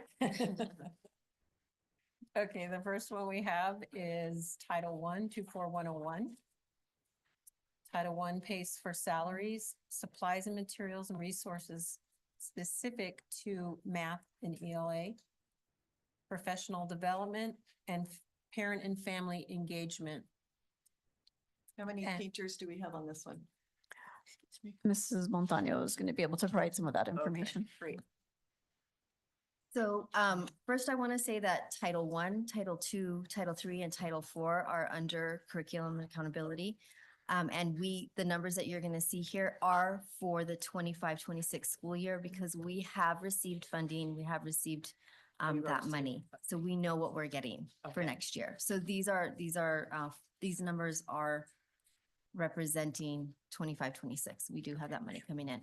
So with our salaries, we have directors in my Department of Curriculum and Instruction Accountability are paid out of that. Our secretary is paid out of that. Partial salaries are paid out of that. And so is our finance specialist. And we have 12 academic coaches that are paid a portion of their salary from Title I. What's the other portion paid for academic coaches? What other account? Of those 12 coaches, it'll be Title II. And those directly align with their work because Title II is professional development. We do have one additional coach that we have been able to use some of the portion of her salary to move into New Mexico pre-K because of the requirement for the pre-K grant. We do need that support in that area. ECECD has very strict requirements that we have to meet on a very routine basis. And that's for the New Mexico pre-K? Correct.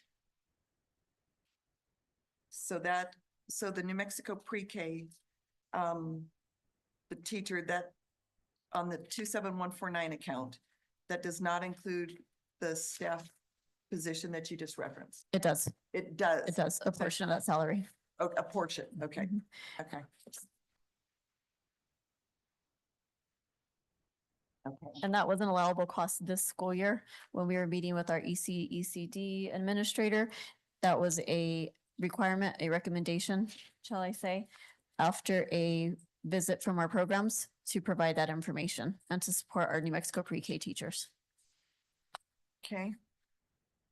So we have two directors, partially funded secretarial position on Title I, financial specialist completely funded off of Title I? Portion. Portion, And And it then was, a portion of 12 academic coaches. yes, 3 directors and 12 academic coaches. Okay. Thank you.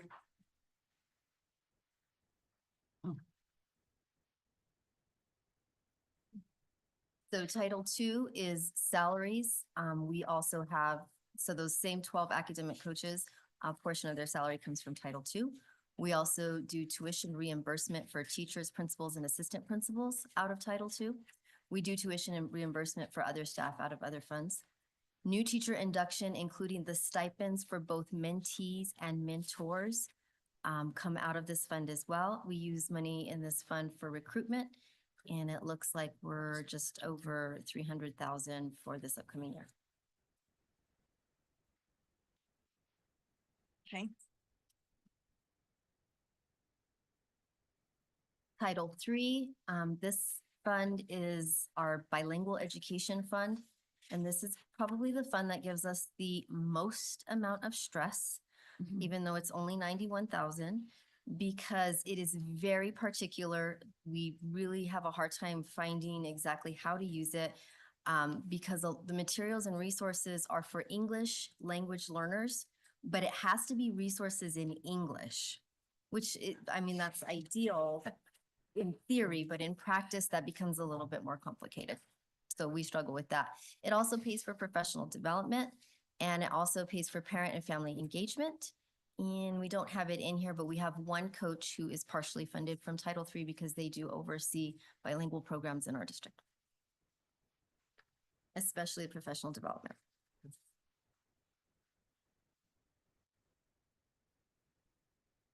And then Title IV is our fun, I'd like to say it that way. Materials and resources that are specific to STEM, music, and arts and AP courses.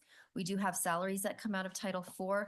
Last year's Title IV, we were able to fund an elementary band teacher, which actually, as we explained a little bit earlier, we're going to be trying to get we're proposing to bring in a second band teacher so that we have elementary band teachers on both sides.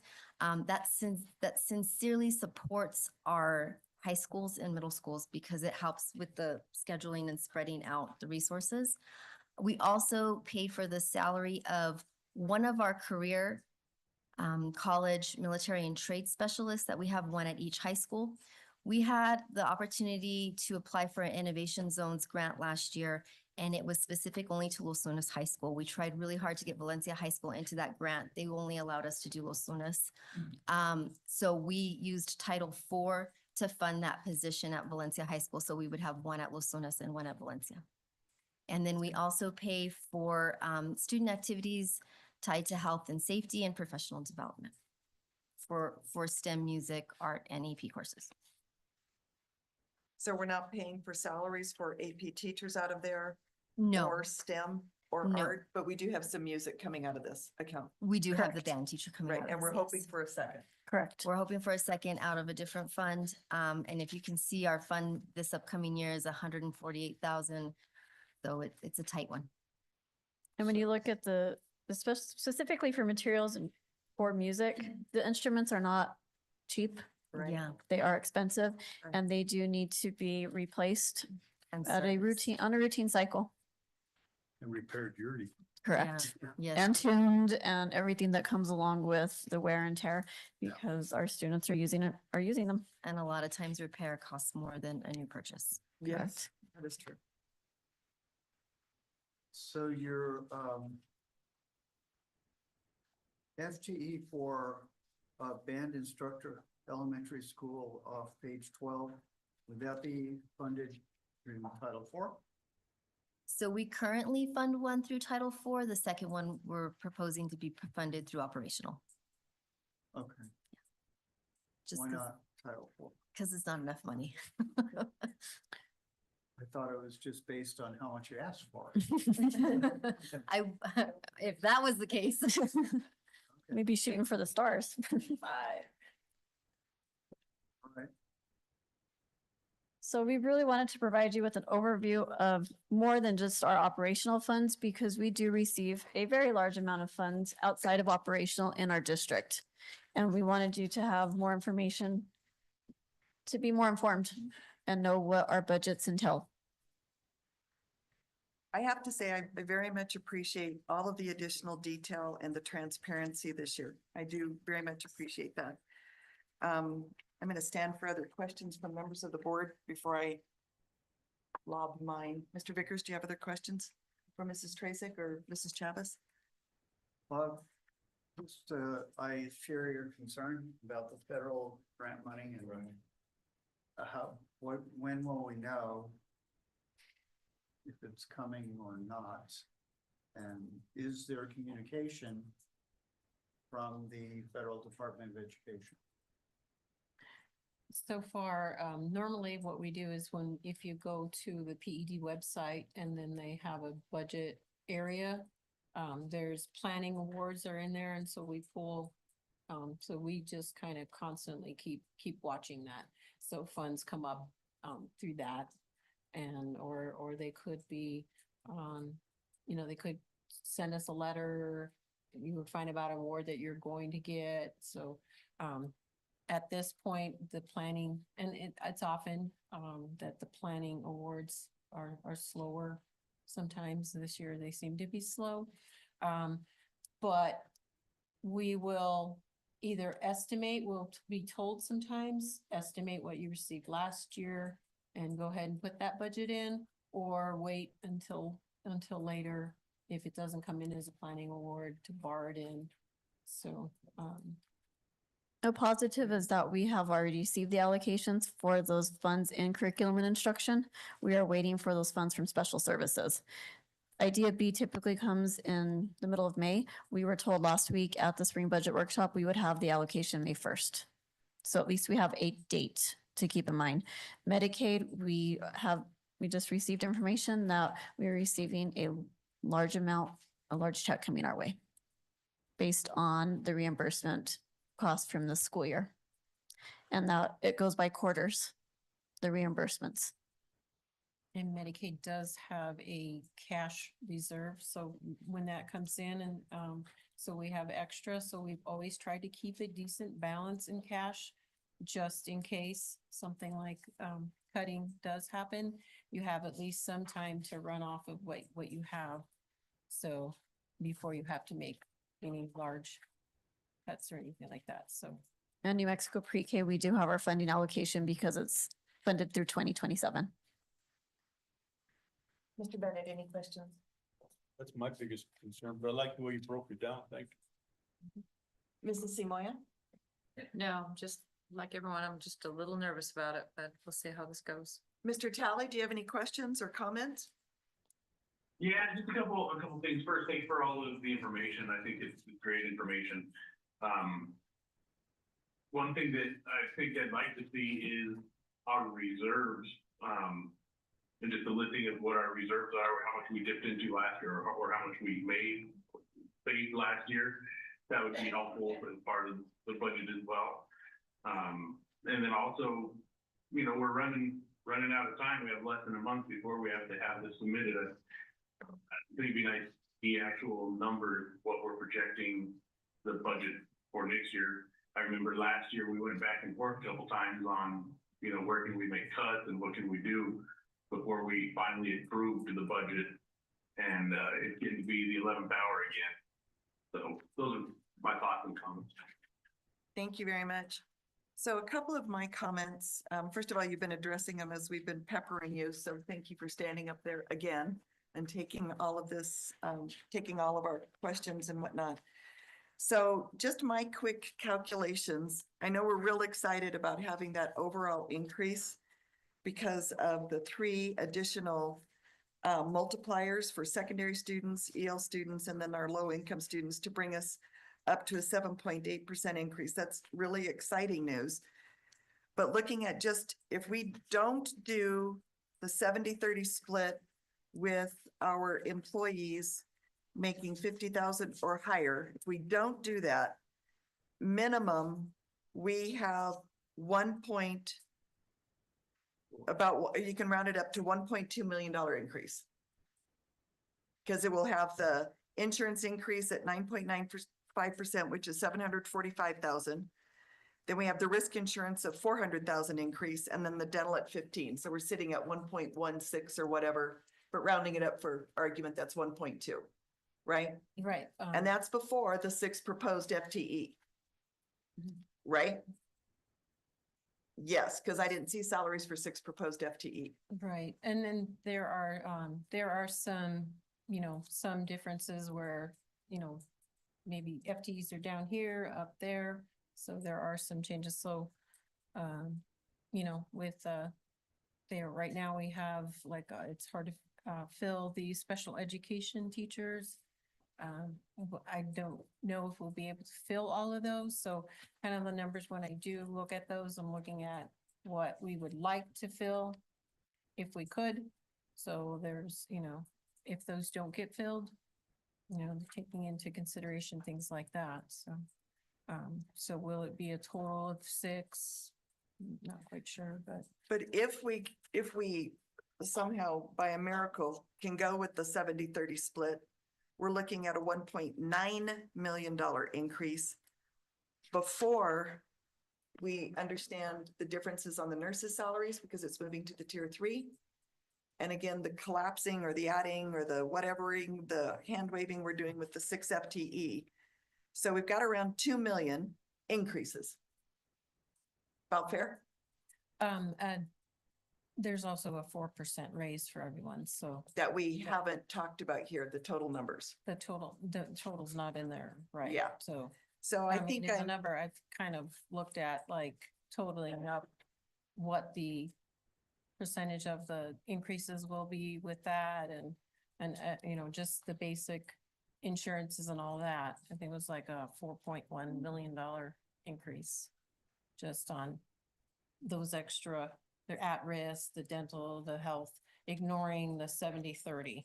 So, Inclusive of the 4%. that's 4.1 million, including the staff raises, that's mandatory, yes. 4.1 million. Mhm. So we're gonna With take a all seven the, point and the eight, benefits and everything and medical and so. and that doesn't, so if we've got, I don't know, I'm just gonna round up for argument's sake, about a $4.3 million increase in the things that we have to do. That's before we're talking about federal funds, which the Title 1 through 4, or Title 1, 2, 4, and 6 had salaries and benefits in them. Plus impact aid, because that's federally funded, it's a flow through. We're looking at another 2.9. Title III had a small percentage. Yeah, that was kind of a wobble, so I didn't, just not to hurt my feelings, I didn't put it in there. So if we do a 4.3 on the stuff we have to increase, 4.3 million on the stuff we have to increase, then we have salaries of 2.9 sitting in Title 1, or the title funds plus impact aid. That's a 2.9. And I don't even want to panic about Idea B or Medicaid yet, because that's 8.5. Just without those and the nurses' salaries, we're looking at 7.2 million increase. I know you like it when I do math up here, don't you? I'm just, you know. Well, and one thing that we are still working on, because we received this information late last week and Right. it's early Tuesday.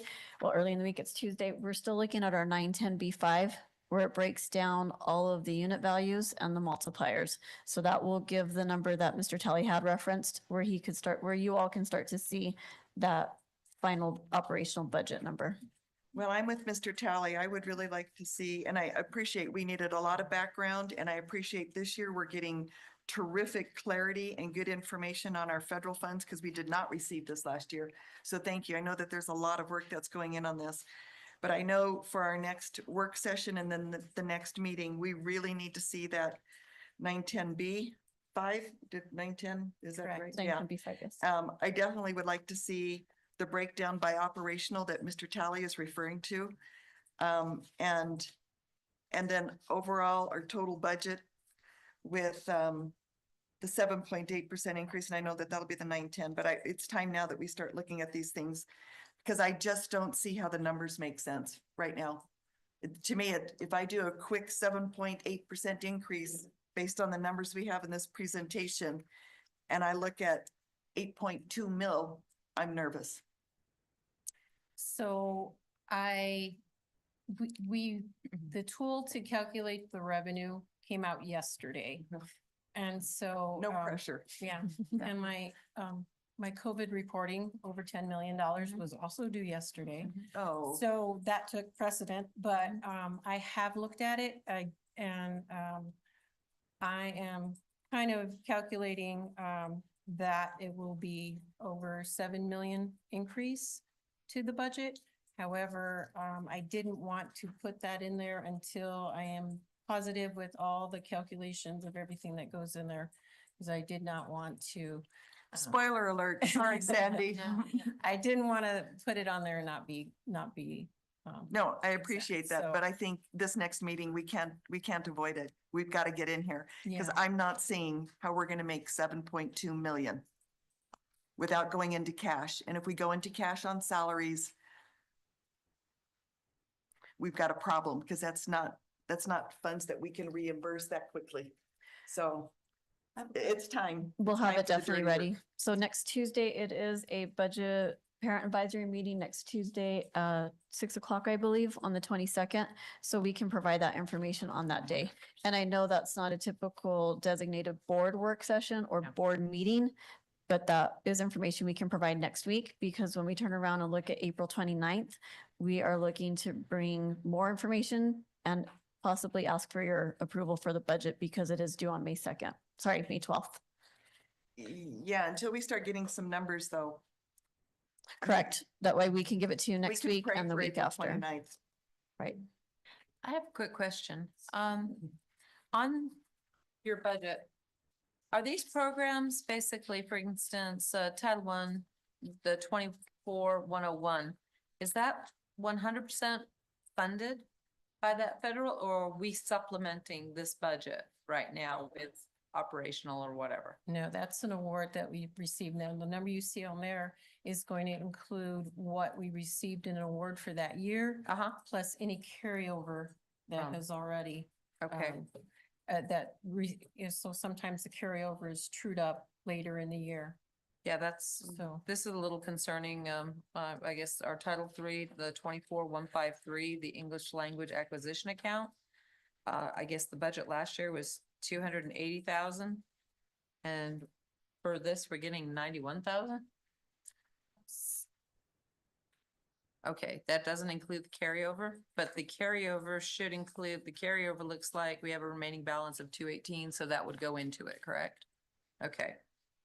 Right, the only one then there's a couple that look a little scary there.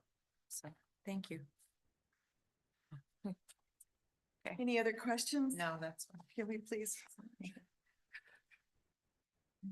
Thank you. I know that this is tough. I know that this is a hard time of the year for you.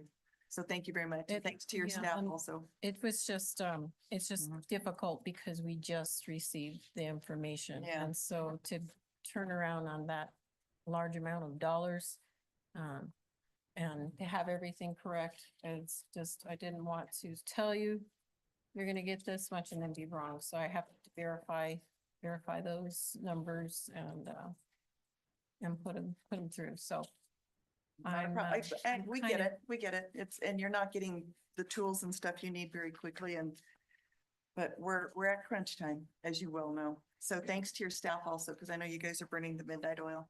Thank you. Thank you, Mrs. Tracer. Okay, it is now time to move to the next thing. So that was item L. Item M, we removed from the agenda. We are now on item N 4A, the approval of purchases.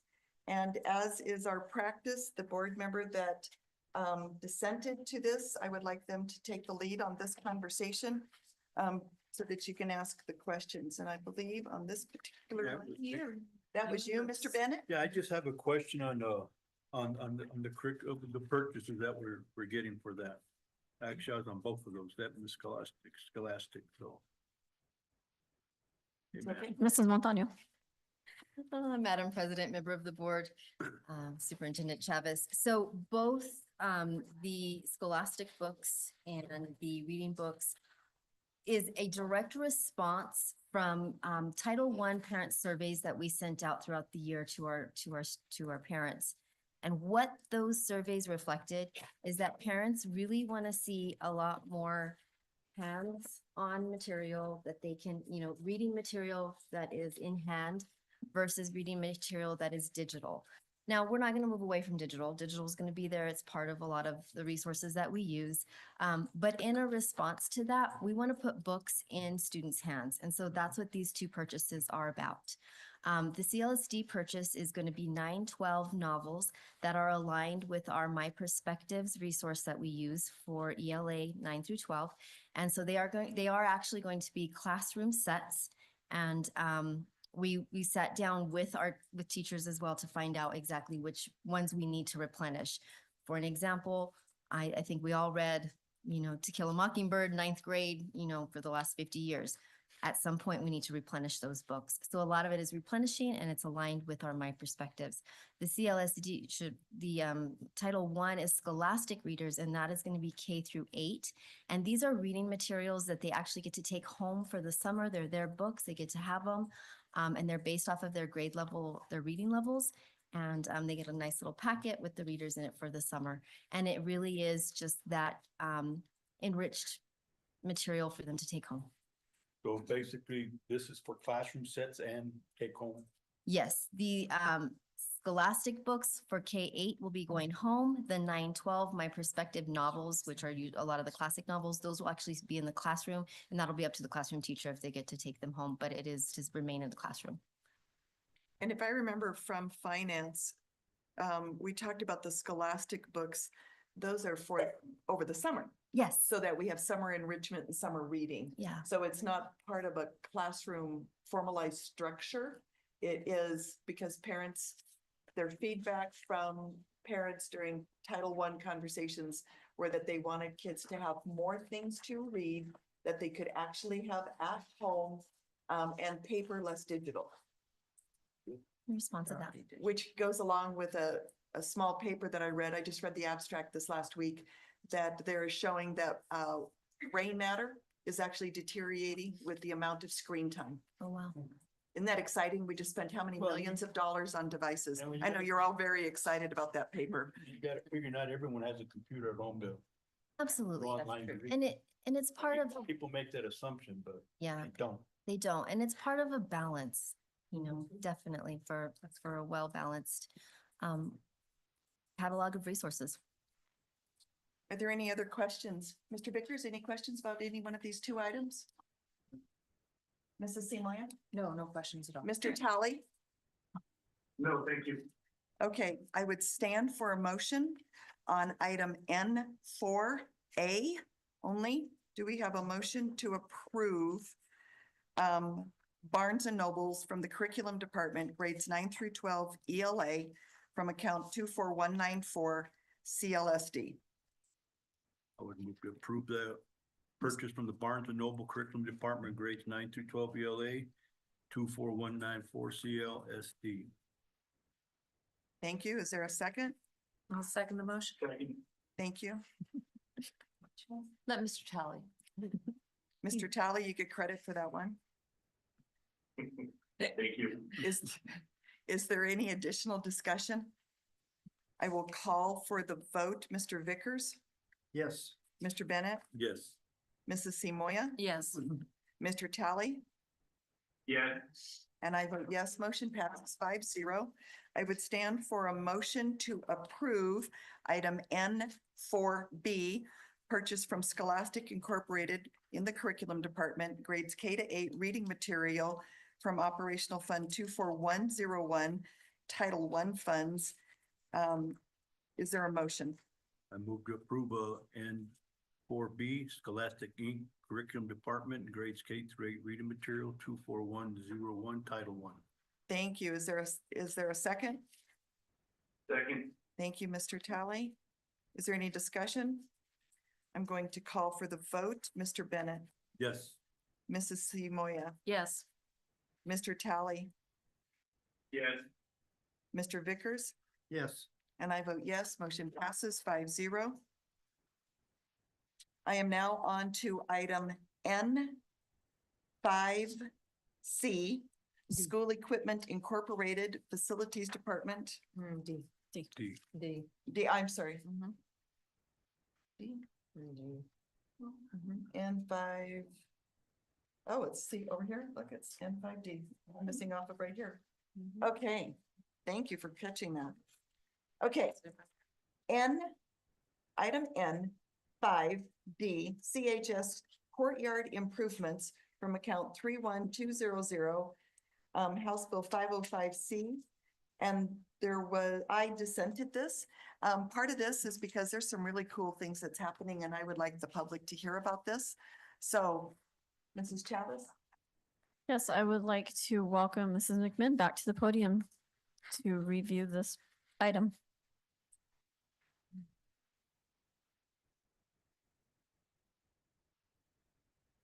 Madam President, members of the board, Superintendent Chavez. So I believe you just want us to go over what this project entails, and we have a slide. We can take a look at. Yes, so recently we received some essays from the seniors at Century High School upon a request of one of the questions we had asked our students. And from Century, it is an older building. And we understand that there are some aspects we look at with the PSFA ranking that limits us sometimes in what we want to see improve right away. But we were really moved in our department by what the students had to say at Century High School and felt that we can do better and we can make some improvements. And so we have been meeting with various students that have submitted essays to really grasp an idea of what they felt in their campus and what they felt from the district and how we support them. So one of these projects is improving an outdoor space for them.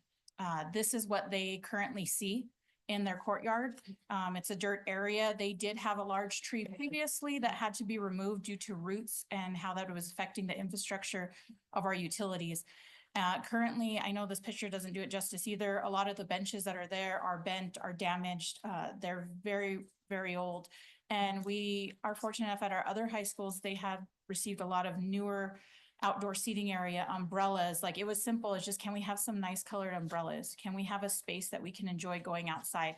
So we felt this is an area that we can target, that we had funding available, and we can make some better improvements than maybe what we originally had planned by adding gravel, and seating. So what we're requesting to do on the next slide is from our vendor provided us a kind of simple drawing of what we plan to do in this space. So what we'd like to do is we're going to remove all the existing furniture. With this project, we'll be improving drainage and concrete trip hazards that they see around that courtyard. And then we'll be adding synthetic turf to just liven up with color, lower maintenance. We also are going to be working with our art department next year. There's an area where we're going to be replacing some wood paneling on the outside of that building, and they're going to be representing their school pride by doing a Centurion mural for us. And we'll provide all the paint and everything. So that'll come later. Right now, what we're really wanting to target is just making some much needed improvements. Unfortunately, they don't have like a lot of field. There's not the same typical things we see at other high schools. And so we would love to make this space usable for them and enjoyable so they can have either classroom time outside, they can use it for their lunch periods. This was just one of the things that was important to them. And so we want to be able to provide that. And when we did meet with the seniors, I was fortunate enough to go to Miss Carney's English class the other day and got to speak to some of the students and let them know that we appreciate their input. It was very nice for our department to see how our students feel about our sites. A lot of times we hear from parents, we hear from community, but we don't hear from our students and the impact that we have on them. And so we're really excited to partner up with these students before they graduate, and knowing that because of what they wrote, we're wanting that to have a lasting impact at Century High School. Great. Any questions from members of the board? Mr. Vickers, do you have any questions? No, I can understand their concern. Yeah, it's nice. Not, And you'll leave the pump house there still? Yes, unfortunately, we have to leave that there with utilities and infrastructure that's tied into it, but we're hoping to beautify the area around there. Do you have any other questions? Mr. Talley, do you have any questions? No, thank you. Mrs. Simoia? No, great explanation. Thank you. I want to compliment you. I'm enjoying hearing a theme. We can do better. I enjoy hearing that because I enjoy that you went out and you talked to kids. And I really appreciate the students that spoke up. So the encouragement that they were given to be advocates for themselves in the next class, thank you for doing that. Because if this keeps them just a little bit more engaged and it's a nicer environment, and there's plenty of research about the impact of environment on learning. That's part of the reason I dissented this, is so that we could hear this. So the nice improvement, having the turf out there, good quality equipment. Of course, I'm still waiting for the board comfy cocoon or whatever is supposed to be delivered. But I'm very excited, and I appreciate that your staff went out and listened to kids. And I'm glad that the principal and the staff made kids available. So I will make the motion to approve item N5D, the CHS courtyard and improvements from operational account 31200 under HB 505C-086. Is there a second? I'll second your motion. Thank you very much. Is there any other discussion? I'd like to call for the vote, please. Mr. Vickers, Yes. Mr. Bennett, Yes. Mr. Tally, Yes. Mrs. Simoia, I vote yes. and I vote yes. Motion passes 5-0. One more item from the consent that was dissented was item N7, approval of MOU 2425 Amendment 3 between Region 9 Education Cooperative Fellows Program, the MOU Amendment, Appropriations Alignment, and LLS. I was the board member that dissented this. Again, this is another little hidden gem in our district. You don't get to hear about too many of our little hidden gems. So when we have an opportunity, I would like the community to understand how in many cases, we have tremendous staff who are going above and beyond to bring things to our district. So having said that, Mrs. Chavez, may we have Mr. Sides? Yes, I would like to invite Mr. Seiss to describe this very amazing program for our future teachers. Thank you, Acting Superintendent, Mrs. Chavez. Madam President, members of the Las Lunas School Board Education, Acting, Mrs. Chavez, thank you for the opportunity to speak to you. This opportunity actually came, after I was placed on notice about a week ago. So I have prepared a short, presentation on educator fellows and how it ties into, this budgetary concern. So what is an educator fellowship program or educator fellows program? It is a 2-year program managed by the New Mexico Public Education Department for individuals with a high school diploma who are aspiring to become a certified educator. And I'm not insulting anyone's intelligence by reading this, but I think it's important to fully understand what this is. So fellows receive professional mentorship and coaching, full benefits, paid professional leave to attend higher education requirements, hands-on clinical experience, and a stipend. This program uses funds made available through the American Rescue Plan Act to increase the availability of qualified educators in New Mexico elementary school classrooms and to increase adult to student ratios in those classrooms. What educator fellows are, they are able to support targeted small group or one-on-one intervention, high dosage tutoring and enrichment. They are able to support a class of students, while the teacher of record provides small group instruction or assessment or vice versa, actually. They are able to complete required post-secondary course work during contract hours without penalty upon receipt of an actual scheduled classes that they have. So they have to turn that class schedule into our office and as well as their grades. They are also supplementary to existing supports and resources in a school, and they are gaining experience in the education field to potentially become a degreed educator.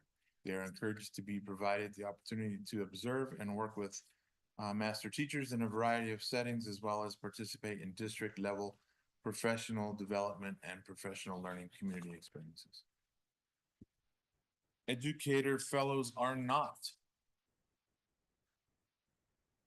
to replace or supplant current operational special education or Title I educational assistants. They are not to function as a substitute or permanent substitute. They are not to be utilized on a regular basis to cover classes. They are not to request professional leave for coursework if there is no receipt of that university schedule. Kind of a brief history of ed fellows or educator fellows in our school district and Las Lunas schools. Initially, this grant came across our way for the 22-23 school year. I will publicly acknowledge that I was skeptical. And when this program first came across our way, along with the teacher resident program, but I have been, actually proved myself wrong, I guess, which is a good thing. So this has been a delight to have, these folks come on board and train with some of our more experienced master teachers. And they themselves have gone on to become, not all of them yet, but we've gotten some quality folks come out of the recruiting ranks here. So you can see in 22-23, we had an initial load of 7 educator fellows. We had not necessarily the same 7, but the second year in 23-24, we had 7 educator fellows. For this current school year, we started the year at with an allocation of 10 from the grant or the program director. We got an increase of 2 mid-year and then a following increase of 1 more, which made 13. So they kind of threw it out there. If you think you can corral 2 more, get us 2 more. So we were able to get, when we opened up the job, we actually had 3 folks that were, 4 people that were interested in coming on board. The 4th one didn't quite work out. We asked for an additional allocation when we got that, which brings us to 13. So we have a projection for 25-26 school year to retain 12 of the 13 current educator fellows. That keeps in mind that we hired 1 as a teacher for next school year. So she's completely done with her program. She will be coming on board as a certified teacher next August or end of July. 5 of those 12 will complete their program in December of 2025, which leaves us 7 educator fellows to continue working with in the spring of 2026, essentially a year from this date. So additional quick data, if you will. 19 different future educators have been a part of this Educator Fellows program with our district in the 3 years we've had it. To date, 7 alums of the program have been hired by Las Lunas Schools as certified teachers of record. And we have recently experienced a mid-year budget cut, which is the reason why it was on the agenda, and brings us here tonight to inform that the budget cut is for the overall program allocation for this school year. So we're kind of working through that piece, and the projection would indicate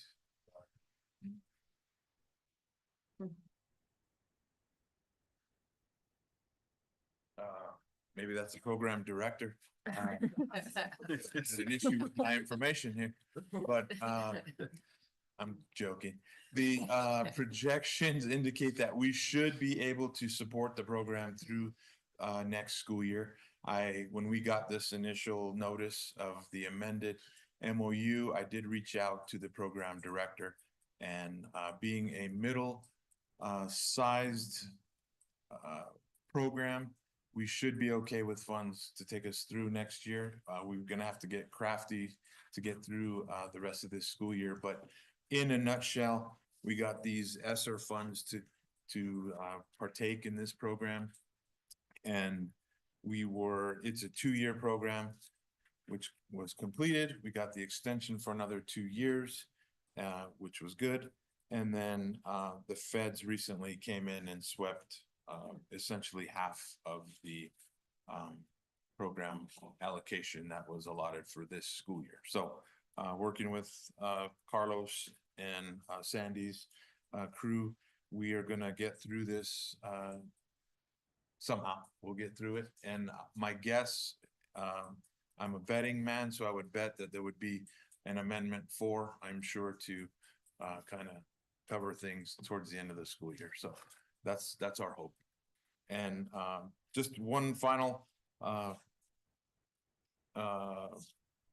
option that would be available, and I guess I'm hoping for this, is because we've kind of brought some light to this program, the residency and the student teaching scenario for the second time this school year.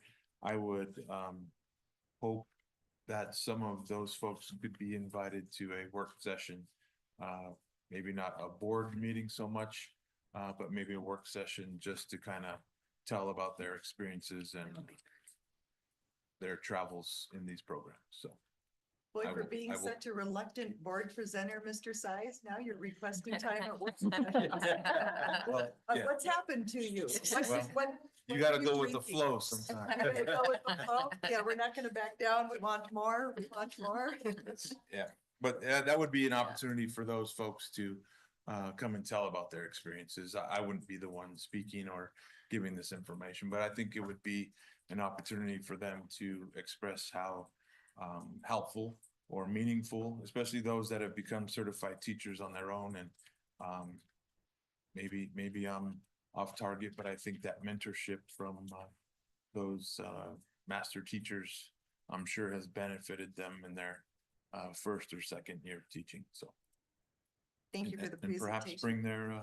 their mentor as well, so. That would be awesome. I'll look for it and place in the schedule. So thank you. You got Let it. them Thank know you. that you volunteered, that they get to come here. Very well. Share the wealth. Share the wealth. Yes, there will be more of this to follow. Are there any other comments or questions for Mr. Size?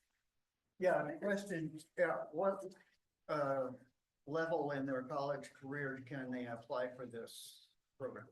So it's high school graduate is the only requirement. And to be enrolled in courses, of course, at the collegiate level, but we've had students out of high school, and then we've kind of had folks that are in that last year of their schooling to become an educator. So it just varied on the individual.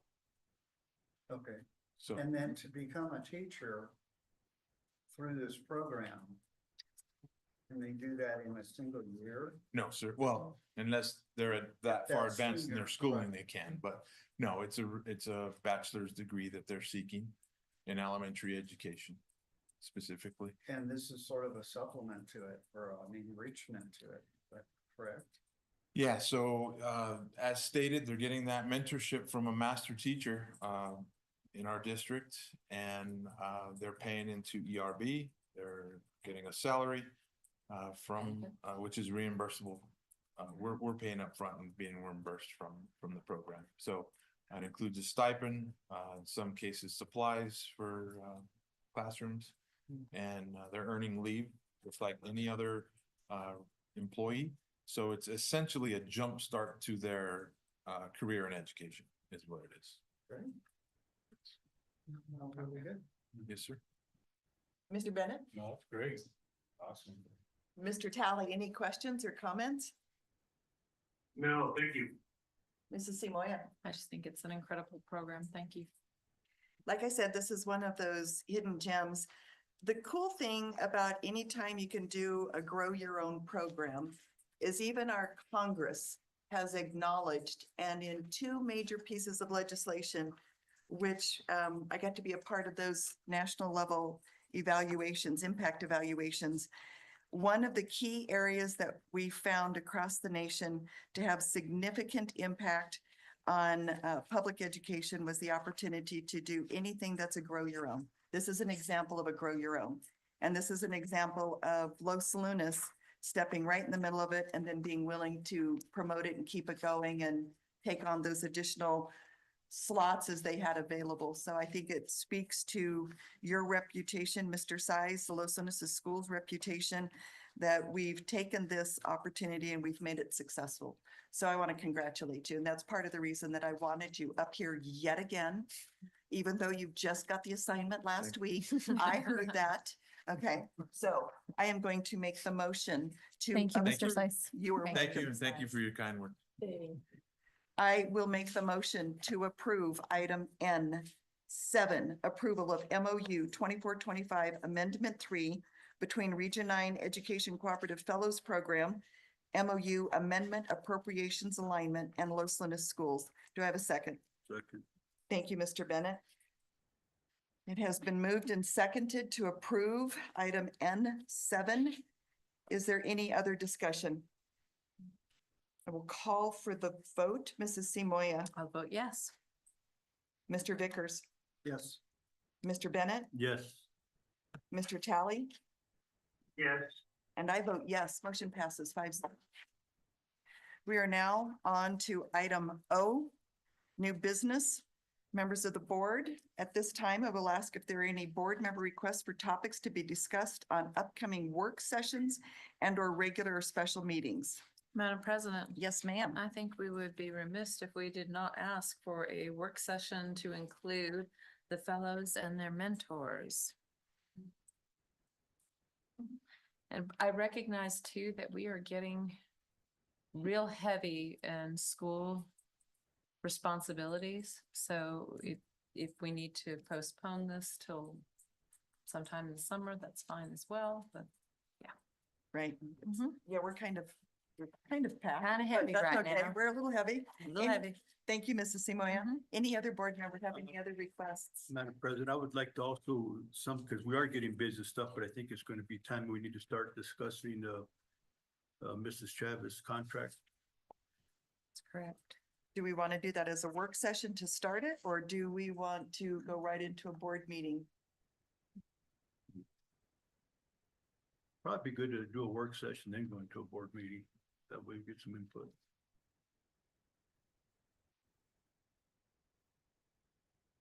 Thank you.